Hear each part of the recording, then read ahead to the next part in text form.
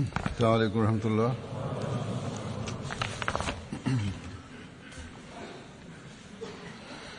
أشهد أن لا إله إلا الله وحده لا شريك له وأشهد أن محمدا عبده ورسوله. أما بعد فأعوذ بالله من الشيطان الرجيم. بسم الله الرحمن الرحيم. الحمد لله رب العالمين الرحمن الرحيم مالك يوم الدين. إياك نعبد وإياك نستعين. اهدنا الصراط المستقيم صراط الذين أنعمت عليهم غير المغضوب عليهم ولا الضالين.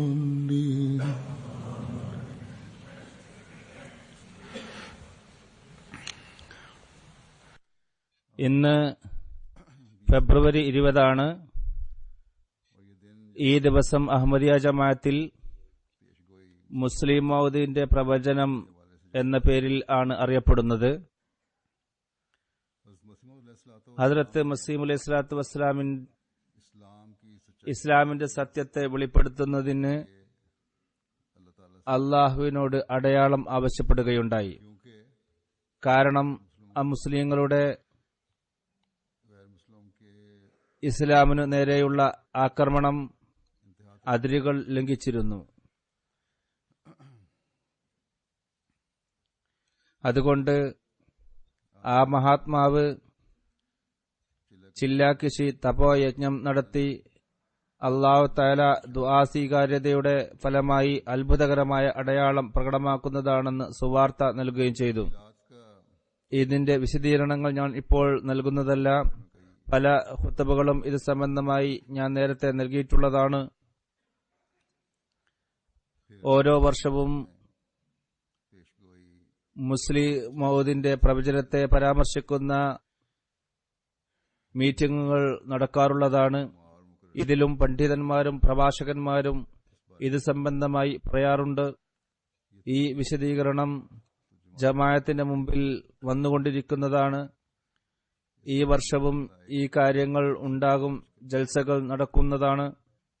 ഇന്ന് ഞാൻ ഹദ്റത്ത് മുസ്ലിം മൗദ് റളിയല്ലാഹു തആല അൻഹുവിന്റെ വാക്കുകളിൽ പ്രവചനങ്ങളെക്കുറിച്ച് അദ്ദേഹവും വിവിധ സന്ദർഭങ്ങളിൽ വിവരിച്ചിട്ടുള്ളത് കേൾപ്പിക്കുന്നതാണ്.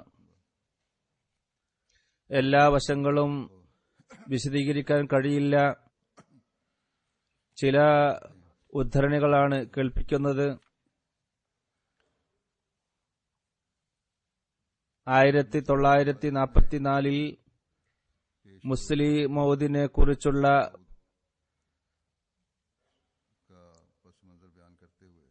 പ്രവചനത്തിന്റെ പശ്ചാത്തലം വിവരിച്ചുകൊണ്ട് ഹദ്റത്ത് മുസ്ലിം മൗദ് റളിയല്ലാഹു അൻഹു പറയുകയുണ്ടായി, ഇന്നേക്ക് 58 വർഷം മുമ്പ്, അതിന്റെ 59ാം വർഷം ഇന്ന് ആരംഭിക്കുകയാണ്.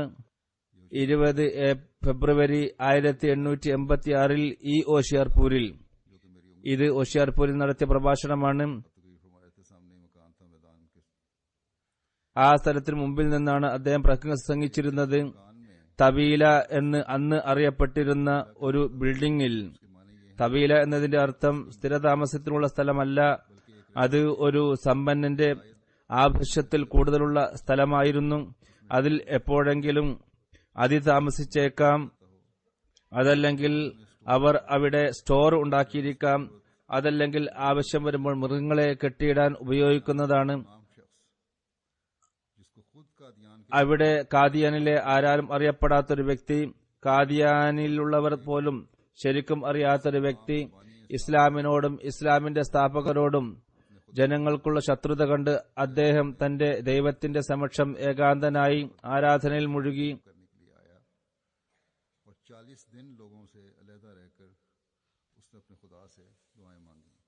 അവന്റെ സഹായം ലഭിക്കുന്നതിനുള്ള അടയാളം ആവശ്യപ്പെടാൻ ഇവിടെ വരികയുണ്ടായി.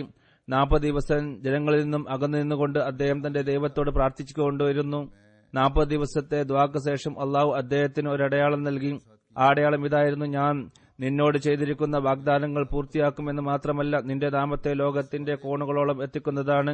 ഈ വാഗ്ദാനത്തെ അതിമഹത്തരമായ രീതിയിൽ പൂർത്തിയാക്കുന്നതിനായി നിനക്ക് ഞാനൊരു മകൻ നൽകുന്നതാണ്. ആ മകന് പ്രത്യേക ഗുണങ്ങൾ ഉണ്ടായിരിക്കും. അദ്ദേഹം ഇസ്ലാമിനെ ലോകത്ത് കോണുകളോളം എത്തിക്കുന്നതാണ്. ദൈവവചനങ്ങളുടെ ജ്ഞാനം ജനങ്ങൾക്ക് മനസ്സിലാക്കി കൊടുക്കും. റഹ്മത്തിന്റെയും ഫദ്ലിന്റെയും അടയാളമായിരിക്കും. ഭൗതികവും ആത്മീയവുമായ അറിവുകൾ ഇസ്ലാമിന്റെ പ്രചരണത്തിനായി ആവശ്യമായിട്ടുള്ളത് ആ വ്യക്തിക്ക് നൽകുന്നതാണ്. ഇതേപോലെ ആ വ്യക്തിക്ക് അള്ളാഹു ദീർഘായുസ് നൽകുന്നതാണ്. ഏതുവരെ എന്നാൽ ലോകത്തിന്റെ അറ്റങ്ങളോളം ആ വ്യക്തിയുടെ ഖ്യാതി പരക്കുന്നതാണ്. മറ്റൊരു സ്ഥലത്ത് പറയുന്നു, ജമാഅത്തിന്റെ ശത്രുക്കൾ ആക്ഷേപിക്കാറുള്ള കാര്യങ്ങൾ പറയുന്നു. ഈ വിജ്ഞാപനം പ്രസിദ്ധീകരിക്കപ്പെട്ടപ്പോൾ അതിന്റെ പ്രവചനത്തിന്റെ വചനങ്ങൾ പൂർണ്ണമായും കേൾപ്പിച്ചിട്ടില്ല. ശത്രുക്കൾ ഇതിലും ആക്ഷേപം ഉന്നയിക്കുകയുണ്ടായി. അതിനെ സംബന്ധിച്ച് പറയുന്നു, അപ്പോൾ 22 മാർച്ച് ഈ ഒരു പ്രവചനം പ്രസിദ്ധീകരിച്ചപ്പോൾ ജനങ്ങൾ ആക്ഷേപിക്കുകയുണ്ടായി. അപ്പോൾ 22 മാർച്ച് 1886 മറ്റൊരു വിജ്ഞാപനം പ്രസിദ്ധീകരിക്കുകയുണ്ടായി. ശത്രുക്കൾ ആക്ഷേപിച്ചിരുന്നത് ഇതാണ്: എനിക്കൊരു കുട്ടി ജനിക്കും എന്നത് ഒരു പ്രവചനമാണോ? പൊതുവിൽ ആൺകുട്ടികൾ എല്ലാവർക്കും ജനിക്കാറില്ലേ? ആൺകുട്ടികൾ ഇല്ലാത്തവർ വളരെ കുറച്ചേ ഉള്ളൂ. അതല്ലെങ്കിൽ പെൺകുട്ടികൾ മാത്രമുള്ളവർ കുറവേയുള്ളൂ. പൊതുവിൽ നോക്കിയാൽ ആൺകുട്ടികൾ എല്ലായിടത്തും ജനിക്കാറുള്ളതാണ്. അവരുടെ ജനനം പ്രത്യേകം ഒരടയാളമായി ആരും പറയാറില്ല. ഇനി നിങ്ങളുടെ അവിടെയും ഒരു ആൺകുട്ടി ജനിച്ചെങ്കിൽ തന്നെ ഈ രീതി മുഖേന ലോകത്ത് അള്ളാഹുവിന്റെ പ്രത്യേക അടയാളം പ്രത്യക്ഷമായി എന്ന് എങ്ങനെ പറയാൻ സാധിക്കും? ഈ ആക്ഷേപത്തിന് മറുപടി നൽകിക്കൊണ്ട് 22 മാർച്ചിലെ വിജ്ഞാപനത്തിൽ ഇപ്രകാരം മറുപടി നൽകുകയുണ്ടായി: ഇത് പ്രവചനം മാത്രമല്ല, ഒരു അതിപ്രധാനമായ ആകാശി അടയാളമാണ്. ഇത് മഹത്വമുടയവനായ അള്ളാഹു നമ്മുടെ പ്രവാചകനും കാരുണ്യവാരിധിയുമായ മുഹമ്മദ് മുസ്തഫ സല്ലല്ലാഹു അലൈഹി വസല്ലമയുടെ സത്യതയും മഹത്വവും സ്ഥാപിക്കുന്നതിനായി പ്രകടമാക്കിയതാണ്. ഇതേ വിജ്ഞാപനത്തിൽ ഇപ്രകാരം എഴുതുകയും ചെയ്തു: കൃപയും അനുഗ്രഹവും ഖാത്തമുൽ അംബിയായുടെ ബർക്കത്തും കൊണ്ട് അള്ളാഹു ഈ വിനീതന്റെ ദുആ സ്വീകരിച്ചുകൊണ്ട്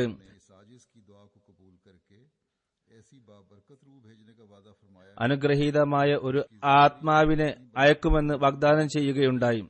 അതിന്റെ ബാഹ്യവും ആന്തരികവുമായ ബർക്കത്തുകൾ ലോകം മുഴുവനും വ്യാപിക്കുന്നതാണ്. അദ്ദേഹം തന്റെ വീട്ടിൽ ഒരു ആൺകുഞ്ഞ് ജനിക്കുമെന്ന് മാത്രമാണ് പ്രവചനം ചെയ്തിരുന്നതെങ്കിൽ അതും അതിന്റെ അർത്ഥത്തിൽ ഒരു പ്രവചനമായിരുന്നു. കാരണം ലോകത്തൊരു വിഭാഗം ആളുകൾ, അത് എത്ര കുറവാണെങ്കിലും ശരി, മക്കൾ ഇല്ലാത്തവരായിട്ടുണ്ട്.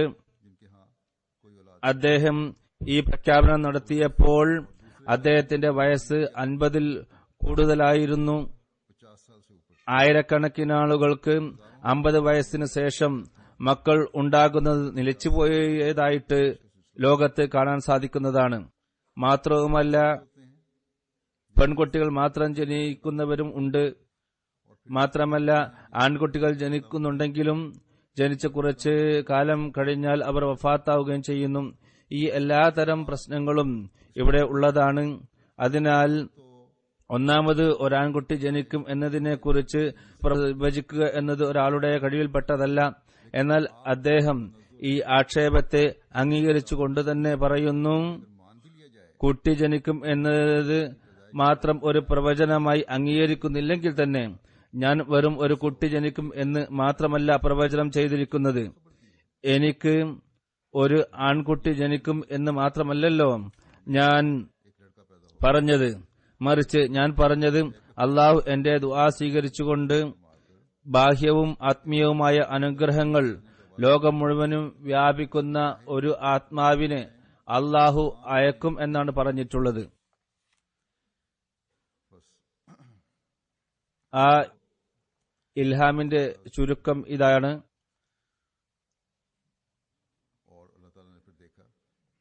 അതിന്റെ വിശദീകരണത്തിലേക്ക് ഞാൻ പോകുന്നില്ല.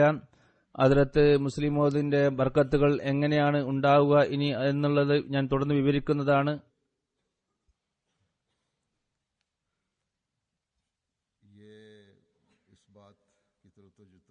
ഇദ്ദേഹമല്ല മുസ്ലിം മൗദ് എന്ന് പറഞ്ഞ്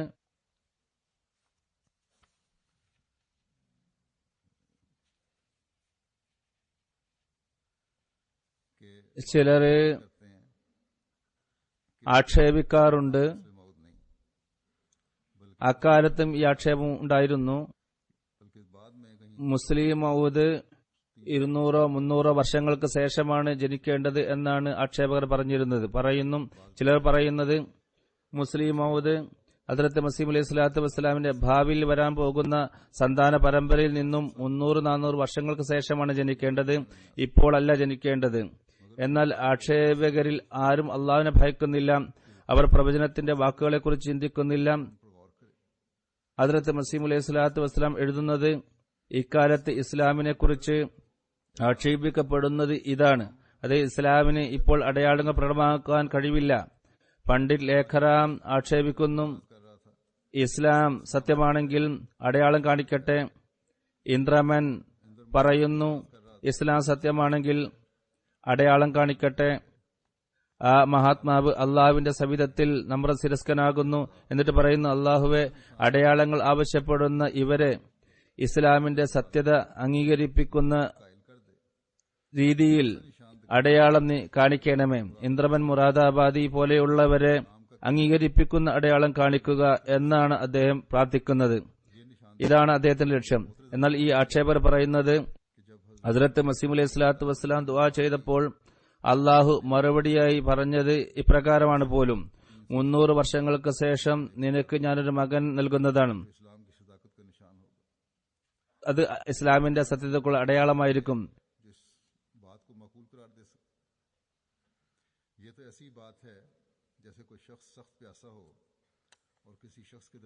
ഇങ്ങനെയുള്ള കാര്യം യുക്തിഭദ്രമാണെന്ന് ലോകത്ത് ആരെങ്കിലും പറയുമോ?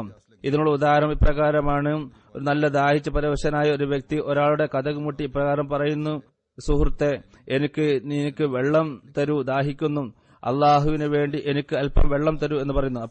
അപ്പോൾ ആ വീട്ടുകാർ പ്രകാരം പറയുകയാണ്, സുഹൃത്തെ, ഭയപ്പെടേണ്ട, ഞാൻ അമേരിക്കയിലേക്ക് കത്തയച്ചിട്ടുണ്ട്. അവിടെ നിന്നും ഈ വർഷത്തിന്റെ അവസാനത്തിൽ നല്ല ഷർബത്ത് വരുന്നതാണ്, അത് ഞാൻ നിനക്ക് കുടിപ്പിക്കുന്നതാണ്.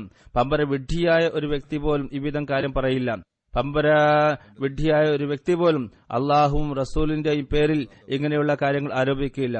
പണ്ഡിറ്റ് ലേഖറാം ഇന്ദ്രമാൻ മുറാദാബാദി കാദിയാനിലെ ഹിന്ദുക്കൾ എല്ലാം പറയുന്നത് ലോകത്തിന് അടയാളം കാണിക്കാൻ കഴിവുള്ളവനാണ് ഇസ്ലാം സമർപ്പിക്കുന്ന ദൈവം എന്ന വാദം കളവും അടിസ്ഥാനരഹിതവുമാണ് എന്നാണ്. ഈ വാദത്തിന് വല്ല യാഥാർത്ഥ്യവുമുണ്ടെങ്കിൽ ഞങ്ങൾക്ക് അടയാളം കാണിച്ചു തന്നാലും. അങ്ങനെ ഹദ്റത്ത് മസീഹ് അലൈഹി സ്വലാത്തു വസ്സലാം അള്ളാഹുവിന്റെ മുമ്പിൽ കുമ്പിടുന്നു, പറയുന്നു, അള്ളാഹുവെ, ഞാൻ നിന്നോട് ദുആ ചെയ്യുന്നു, നീ എനിക്ക് റഹ്മത്തിന്റെ അടയാളം കാണിക്കണമേ, നീ എനിക്ക് കുദ്റത്തിന്റെയും സമീപത്തിന്റെ അടയാളം കാണിക്കണമേ. അതിനാൽ ഈ അടയാളങ്ങൾ ആക്ഷേപകരുടെ ജീവിതകാലത്ത് തന്നെ പുലരേണ്ടതായിരുന്നു. അവരാണ് ഈ അടയാളം ആവശ്യപ്പെട്ടത്. അങ്ങനെ തന്നെയാണ് സംഭവിച്ചത്. 1889 അള്ളാഹുവിന്റെ പ്രവചനപ്രകാരം ഞാൻ ജനിച്ചപ്പോൾ അവർ ജീവിച്ചിരിപ്പുണ്ടായിരുന്നു. ഹദ്റത്ത് മസീഹ് അലൈഹി സ്വലാത്തു വസ്സലാമിനോട് അടയാളം ചോദിച്ചവർ, ഞാൻ വളർന്ന് അതനുസരിച്ച് അള്ളാഹുവിന്റെ അടയാളം അത് പ്രകടമായിക്കൊണ്ടേ ഇരിക്കുകയും ചെയ്തു. ഹദ്റത്ത് മുസ്ലിം റളിയല്ലാഹു തആല അൻഹു തന്റെ ഒരു സ്വപ്നം, അതുപോലെ തന്നെ ഈ പ്രവചനം എങ്ങനെയാണ് താദാത്മ്യം പുലർത്തുന്നത് എന്നുള്ളതിനെ വിവരിച്ചുകൊണ്ട് പറയുന്നു, ഹദ്റത്ത് മസീഹ് അലൈഹി സ്വലാത്തു വസ്സലാമിന്റെ പ്രവചനത്തിനും എന്റെ സ്വപ്നത്തിനുമുള്ള ബന്ധം എന്താണെന്ന് ഞാൻ വിവരിക്കുകയാണ്. അദ്ദേഹം ഒരു സ്വപ്നം കണ്ടിരുന്നു. നേരത്തെ സ്വപ്നത്തിൽ ഞാൻ കാണുന്നത്, എന്റെ നാവിൽ ഇപ്രകാരം ഒരു വചനം വന്നിരിക്കുന്നു, അനൽ മസീഹുൽ മഊദു മസീലുഹു വ ഖലീഫത്തുഹു. ഈ വാക്കുകൾ എന്റെ നാവിൽ വരുന്നത് എന്നെ സംബന്ധിച്ചിടത്തോളം വളരെ അത്ഭുതമായിരുന്നു. ഉണർന്നിരിക്കുമ്പോൾ ഇങ്ങനെ അത്ഭുതപ്പെടാവുന്നതാണ്, എന്നാൽ ഉറക്കത്തിൽ അത്ഭുതപ്പെടുത്തുകയുണ്ടായി. ഞാൻ ഇത് കാരണം ഉണരേണ്ടതായിരുന്നു. എന്റെ നാവിൽ നിന്ന് എന്തൊരു മഹത്തരമായ വാക്കുകളാണ് വെളിപ്പെട്ടത്. അതിനുശേഷം ചില സുഹൃത്തുക്കൾ പറഞ്ഞു, മസീഹ് ഗുണത്തോടുകൂടി വരും എന്ന പ്രവചനം 1886 പ്രസിദ്ധീകരിച്ച വിജ്ഞാപനത്തിൽ ഉള്ളതാണ്. അന്ന് ഞാൻ ഈ വിജ്ഞാപനം വായിച്ചു വന്നതായിരുന്നു. എന്നാൽ ഞാൻ ഖുത്ബ നൽകുമ്പോൾ വിജ്ഞാപനത്തിന്റെ ആ വാക്കുകൾ എന്റെ ഓർമ്മയിൽ ഉണ്ടായിരുന്നില്ല. ഖുത്ബയ്ക്ക് ശേഷം രണ്ടാം ദിവസം മൗലവി സർവർ ഷാ സാഹിബ് പറഞ്ഞു, ഹദ്റത്ത് മസീഹ് അലൈഹി സ്വലാത്തു വസ്സലാമിന്റെ വിജ്ഞാപനത്തിലും പ്രകാരം കാണാം, അവൻ ലോകത്ത് വരികയും തന്റെ മസീഹി ആത്മാവും സത്യത്തിന്റെ ആത്മാവിന്റെ ബർക്കത്തും കൊണ്ട് പലരെയും സുഖപ്പെടുത്തുന്നതാണ്. വഹയിലും മസീ എന്ന വാക്ക് ഉപയോഗിച്ചിട്ടുണ്ട്. മറ്റൊന്ന്, ഞാൻ സ്വപ്നം കണ്ടത് ഞാൻ ബിംബങ്ങൾ ഉടക്കുന്നതായാണ്. ഇതിന്റെ സൂചന ഹദ്റത്ത് മസീഹ് അലൈഹി സ്വലാത്തു വസ്സലാമിന്റെ പ്രവചനത്തിന്റെ മറ്റൊരു അടയാളത്തിൽ കാണാൻ റൂഹുൽ ഹക്കിന്റെ അനുഗ്രഹം കൊണ്ട് അദ്ദേഹം പലരെയും സുഖപ്പെടുത്തുന്നതാണ്. റൂഹുൽ ഹക്ക് എന്ന് പറഞ്ഞാൽ സത്യത്തിന്റെ ആത്മാവ് എന്നാണ് അർത്ഥം. സത്യം ഇതാണ്, അള്ളാഹുവിന്റെ അസ്തിത്വമാണ് യാഥാർത്ഥ്യമായിട്ടുള്ളത്, മറ്റെല്ലാം പ്രതിബിംബവും നിഴലുമാണ്. ചുരുക്കത്തിൽ റൂഹുൽ ഹക്ക് എന്ന് പറഞ്ഞാൽ തൗഹീദിന്റെ റൂഹാണ്. അത് സംബന്ധമായി പറഞ്ഞത് ആ അനുഗ്രഹം കൊണ്ട് പലരെയും രോഗവിമുക്തമാക്കുമെന്നാണ്. മൂന്നാമത്തെ കാര്യം, ഞാൻ സ്വപ്നത്തിൽ കണ്ടത് ഞാൻ ഓടുന്നതായിട്ടാണ്. ഖുത്ബയിൽ ഞാൻ പറഞ്ഞിരുന്നത് ഞാൻ വേഗത്തിൽ നടക്കുന്നു എന്ന് മാത്രമല്ല, ഞാൻ ഓടുകയാണ്. ഭൂമി എന്റെ കാൽപാദങ്ങൾക്ക് കീഴെ ചുരുങ്ങിക്കൊണ്ടിരിക്കുകയാണ്. വാഗ്ദത്തപുത്രനെ കുറിച്ചുള്ള പ്രവചനത്തിലുള്ളത് അവൻ വേഗം വേഗം വളരും എന്നാണുള്ളത്. ഇതേപോലെ സ്വപ്നത്തിൽ ഞാൻ കണ്ടത് ഞാൻ ചില വിദേശ രാജ്യങ്ങളിൽ പോകുന്നുണ്ടെന്നാണ്. അവിടെ ഞാൻ എന്റെ ജോലി നിർത്തുന്നില്ല, ഞാൻ വീണ്ടും മുന്നോട്ട് പോകാൻ ആഗ്രഹിക്കുന്നു. ഞാൻ പറഞ്ഞു, അബ്ദുഷുക്കൂർ, ഞാൻ മുന്നോട്ട് പോവുകയാണ്.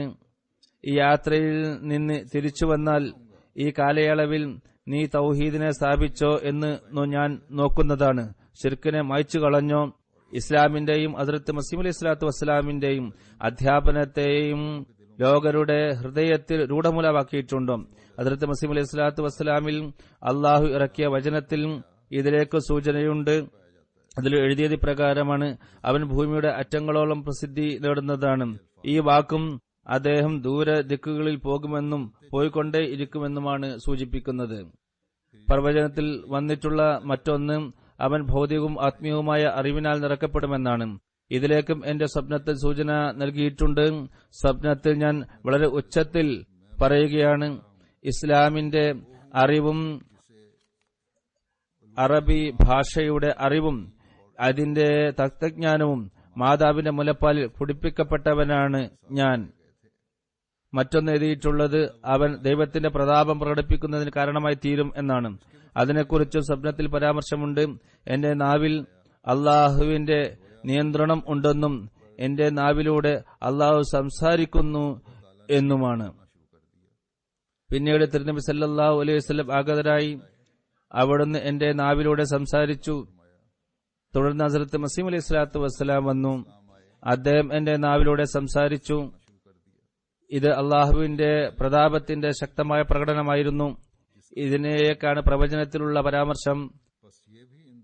ഇതിലും രണ്ടിലും ഒരു സാദൃശ്യം പ്രകടമാണ്. പിന്നീട് എഴുതിയിട്ടുള്ളത്, അവൻ പ്രതാപത്തിന്റെയും സമ്പത്തിന്റെയും മഹത്വത്തിന്റെയും അടയാളമായിരിക്കും. ഇത് പ്രവചനത്തിന്റെ വാക്കുകളാണ്. സ്വപ്നത്തിലും കാണിക്കപ്പെട്ടത് ഇതാണ്, ഒരു സമൂഹം, ഞാൻ ഒരാളെ അതിൽ ലീഡറായി നിയമിക്കുന്നു.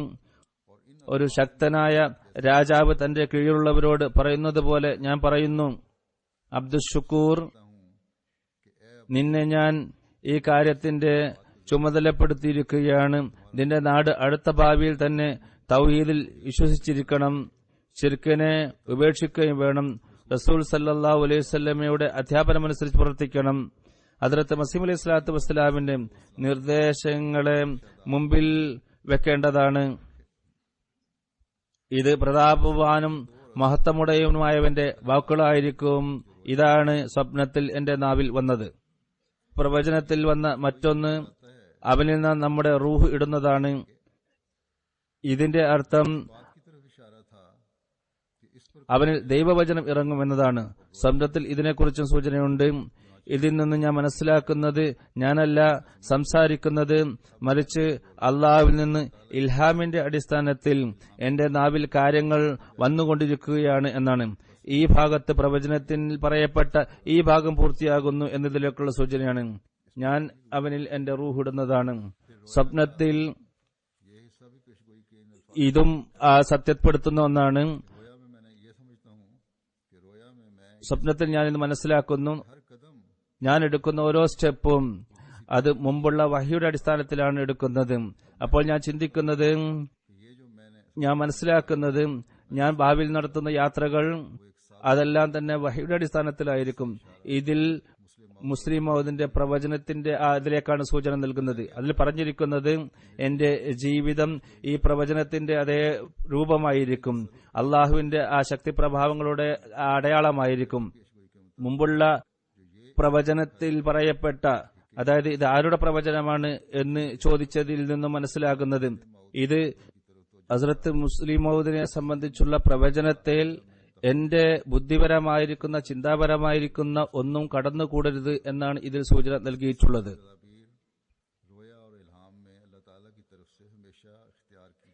ഇങ്ങനെയുള്ള കാര്യങ്ങൾ സ്വപ്നത്തിലും ഇൽഹാമിലും അള്ളാഹുവിൽ നിന്നും ഉണ്ടാകാറുള്ളതാണ്. ആത്മീയമായിരിക്കുന്ന രഹസ്യങ്ങളിൽ പെട്ട ഒരു രഹസ്യമാണിത്. ഇത് ഹദ്റത്ത് മസീഹ് അലൈഹി സ്വലാത്തു വസ്സലാമിന്റെ പ്രവചനവും എന്റെ സ്വപ്നവും തമ്മിലുള്ള താതാത്മ്യമാണ് ഞാൻ ഇവിടെ വിവരിച്ചിരിക്കുന്നത്. 1946 ഷൂറയിൽ പ്രസംഗിച്ചുകൊണ്ട് അവിടെ കുറെ സഹാബാക്കളുണ്ടായിരുന്നു. അതേപോലെ തന്നെ താബീങ്ങളും അന്ന് അതിൽ കുറെ പേരുണ്ടായിരുന്നു.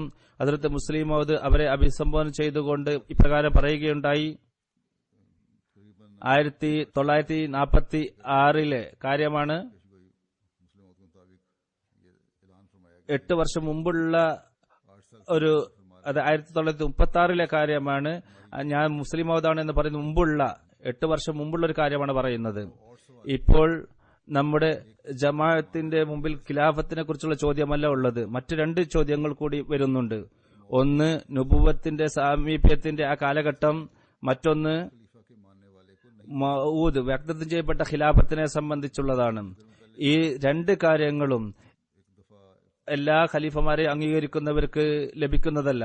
ഇതിനെ സംബന്ധിച്ച് കഴിഞ്ഞ വർഷം ആണെന്ന് തോന്നുന്നു ഒരു ഖുത്ബയിൽ ഞാനിത് പറഞ്ഞിരുന്നു. ഇന്ന് 100-200 വർഷങ്ങൾക്ക് ശേഷം ഇങ്ങനെയുള്ള കാര്യങ്ങൾ ബയ്യത്ത് ചെയ്യുന്നവർക്ക് ലഭിക്കുകയില്ല. ഈ കാലഘട്ടത്തിലുള്ള ആളുകൾ പോകട്ടെ, നമ്മുടെ അന്നുള്ള ഖലീഫമാർ നമ്മുടെ കാര്യങ്ങൾ, നമ്മുടെ നിർദ്ദേശങ്ങൾ അനുസരിച്ചുകൊണ്ടായിരിക്കും അവര് കാര്യങ്ങൾ എടുക്കുക. നിങ്ങളുടെ വാക്കുകളും നിങ്ങളുടെ പ്രവർത്തികളും നിങ്ങളുടെ നിർദ്ദേശങ്ങളും അനുസരിച്ചുകൊണ്ടായിരിക്കും അവർ പ്രവർത്തിക്കുക. അതായത് അന്ന് സഹാബാക്കളുള്ള കാലത്താണ് ഹുസൂർ ഇത് പറഞ്ഞത്. അവര് ഖലീഫമാരായിരിക്കും. എന്നാൽ അവര് പറയും, സെയ്ദ് ഇന്ന ഖിലാഫത്ത് കാലത്ത് ഇത് പറഞ്ഞിരുന്നു, ഇന്നത് ചെയ്തിരുന്നു, നമ്മളതനുസരിച്ച് പ്രവർത്തിക്കണം എന്ന് അന്നത്തെ ഖലീഫമാർ പറയുന്നതാണ്. ഖിലാഫത്തും നിസാമും അല്ല ഇവിടെ പ്രശ്നം, മതവുമായി ബന്ധപ്പെട്ട പ്രശ്നമാണ് ഇവിടെ. വെറും ഖിലാഫത്തിനെ കുറിച്ച് മാത്രമുള്ള പ്രശ്നമല്ല ഇവിടെയുള്ളത്. അതായത് വാഗ്ദത്തം ചെയ്യപ്പെട്ട ഖിലാഫത്തിനെ സംബന്ധിച്ചുള്ള പ്രശ്നമാണ് ഇപ്പോഴുള്ളത്. വഹിയും ഇൽഹാമും മുഖേന സ്ഥാപിതമാകുന്ന ഖിലാഫത്തുമായി ബന്ധപ്പെട്ട കാര്യമാണ്. ഒരു ഖിലാഫത്ത് എന്ന് പറഞ്ഞാൽ ജനങ്ങളിൽ നിന്നും ഒരാളെ ഖലീഫയായി ജനങ്ങൾ തിരഞ്ഞെടുക്കുന്നു, അള്ളാഹു അത് സ്വീകരിക്കുന്നു. എന്നാൽ ഇത് അങ്ങനെയുള്ള ഖിലാഫത്തല്ല. തന്റെ ഖിലാഫത്തിനെ സംബന്ധിച്ചാണ് അദ്ദേഹം പറയുന്നത്, ഇത് അങ്ങനെയുള്ള ഒരു ഖിലാഫത്തല്ല. ഞാൻ ഖലീഫയാകുന്നത് ഖലീഫ അവലിന്റെ വഫാത്തിന് ശേഷം അതിന്റെ അടുത്ത ദിവസം ജമാഅത്ത് അഹ്മദിയയിലെ ആളുകളെല്ലാം ഒരുമിച്ച് കൂടിക്കൊണ്ട് എന്റെ ഖിലാഫത്തിൽ ഒരുമിച്ച് ചേർന്നു എന്നുള്ളത് കൊണ്ടല്ല. ഞാൻ മറ്റൊരു രീതിയിലും കൂടി ഖലീഫയാണ്. ഹദ്റത്ത് ഖലീഫത്ത് മസീഹ് അവലിന്റെ ഖിലാഫത്തിന് മുമ്പ് ഹദ്റത്ത് മസീഹ് അലൈഹി സ്വലാത്തു വസ്സലാം അള്ളാഹുവിന്റെ ഇൽഹാം ലഭിച്ചുകൊണ്ട് പറഞ്ഞിരുന്നു, ഞാൻ ഖലീഫ ആയിരിക്കുമെന്ന് പറഞ്ഞിരുന്നു. അപ്പൊ ഞാൻ വെറും ഖലീഫ മാത്രമല്ല, ഞാൻ വാഗ്ദത്തം ചെയ്യപ്പെട്ട ഖലീഫയാകുന്നു. ഞാൻ മഅമൂറല്ല, എന്റെ ശബ്ദം അള്ളാഹുവിന്റെ ശബ്ദമാകുന്നു. അള്ളാഹു ഹദ്റത്ത് മസീഹ് അലൈഹി സ്വലാത്തു വസ്സലാം മുഖേന അതിനെ സംബന്ധിച്ചുള്ള സുവാർത്ത നൽകിയിരുന്നു. ഈ ഖിലാഫത്തിന്റെ സ്ഥാനം മാമൂരിയത്തും അതുപോലെ തന്നെ ഖിലാഫത്തിന്റെ ഇടയിലുള്ളതാണ്. ഈ ഒരു സന്ദർഭം എന്നുള്ളത് ജമാഅത്ത് അഹ്മദിയ ഇതിനെ വെറുതെ പാഴാക്കി കളയരുത്. അള്ളാഹുവിന്റെ മുമ്പിൽ നിങ്ങൾക്ക് മാപ്പപേക്ഷിക്കേണ്ടതായി വരുന്ന ഒരു കാലഘട്ടമല്ല ഇത്. പ്രവാചകന്മാർ എല്ലാ കാലഘട്ടത്തിലും വരാറില്ല. അതേപോലെ തന്നെ വാഗ്ദത്തം ചെയ്യപ്പെട്ട ഖലീഫമാർ എല്ലാ കാലഘട്ടത്തിലും വരാറില്ല. 10-25 വർഷങ്ങൾക്ക് ശേഷം ഈ നബി ഇല്ലല്ലോ എന്ന് പറയുന്നത് പോലെ തന്നെ ഇങ്ങനെയുള്ള ഖലീഫയും ഒരിക്കലും തന്നെ എപ്പോഴും തന്നെ ഉണ്ടാവുകയില്ല.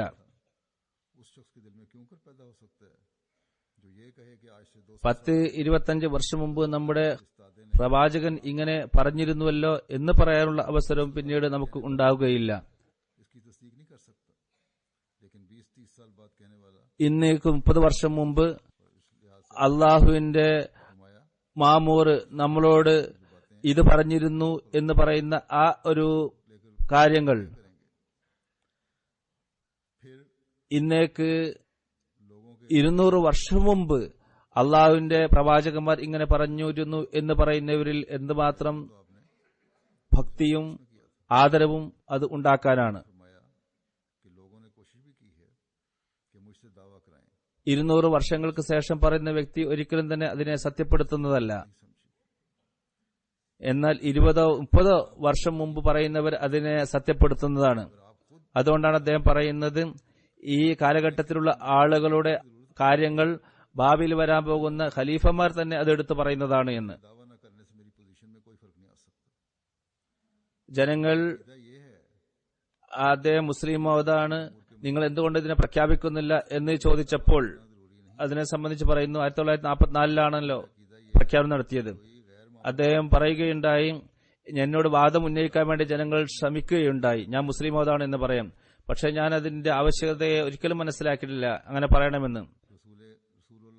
എതിരാളികൾ പറയുന്നു, നിങ്ങളുടെ ശിഷ്യന്മാർ നിങ്ങൾ മുസ്ലിം മൗതാണെന്ന് പറയുന്നു, പക്ഷെ നിങ്ങൾ അതിനെക്കുറിച്ച് എന്തുകൊണ്ട് വാദിക്കുന്നില്ല? അപ്പോൾ ഞാൻ ചോദിക്കുന്നു, അതിന്റെ ആവശ്യം എന്താണ് വാദിക്കേണ്ടത്? ഞാൻ മുസ്ലിം മൗതാണെങ്കിൽ എന്റെ വാദം ഉന്നയിക്കാത്തത് കൊണ്ട് എന്റെ പൊസിഷനിൽ വല്ല താഴ്ചയും വരുമോ? എന്റെ വിശ്വാസം ഇതാണ്, ഒരു മാമൂറല്ലാത്തവരെ സംബന്ധിച്ചുള്ള പ്രവചനങ്ങൾ അത് വാദിക്കേണ്ട പ്രഖ്യാപിക്കേണ്ട ആവശ്യമില്ല എന്നാണ് ഞാൻ മനസ്സിലാക്കുന്നത്. മഅമൂറല്ലാത്ത പ്രവാചകരല്ലാത്തവരെ സംബന്ധിച്ചുള്ള പ്രവചനങ്ങളെ സംബന്ധിച്ച് അതിനെ പ്രഖ്യാപിക്കേണ്ട ആവശ്യമില്ല എന്നെനിക്ക് പറയേണ്ട കാര്യമില്ല. അതേപോലെ തന്നെ മുജദ്ദിദിന്റെ പ്രഖ്യാപിക്കേണ്ട കാര്യമില്ല. റസൂലുള്ളാഹി സ്വല്ലല്ലാഹു അലൈഹി വസല്ലം റെയിൽ വരും എന്ന് പറഞ്ഞിരുന്നു. അപ്പോൾ റെയിൽ വാദിക്കണമോ? അതേപോലെ തന്നെ ദജ്ജാലിനെ സംബന്ധിച്ച് പ്രവചനം ചെയ്തിരുന്നു, ദജ്ജാല് വാദിക്കണമോ ഞാൻ ദജ്ജാലാണ് എന്ന്.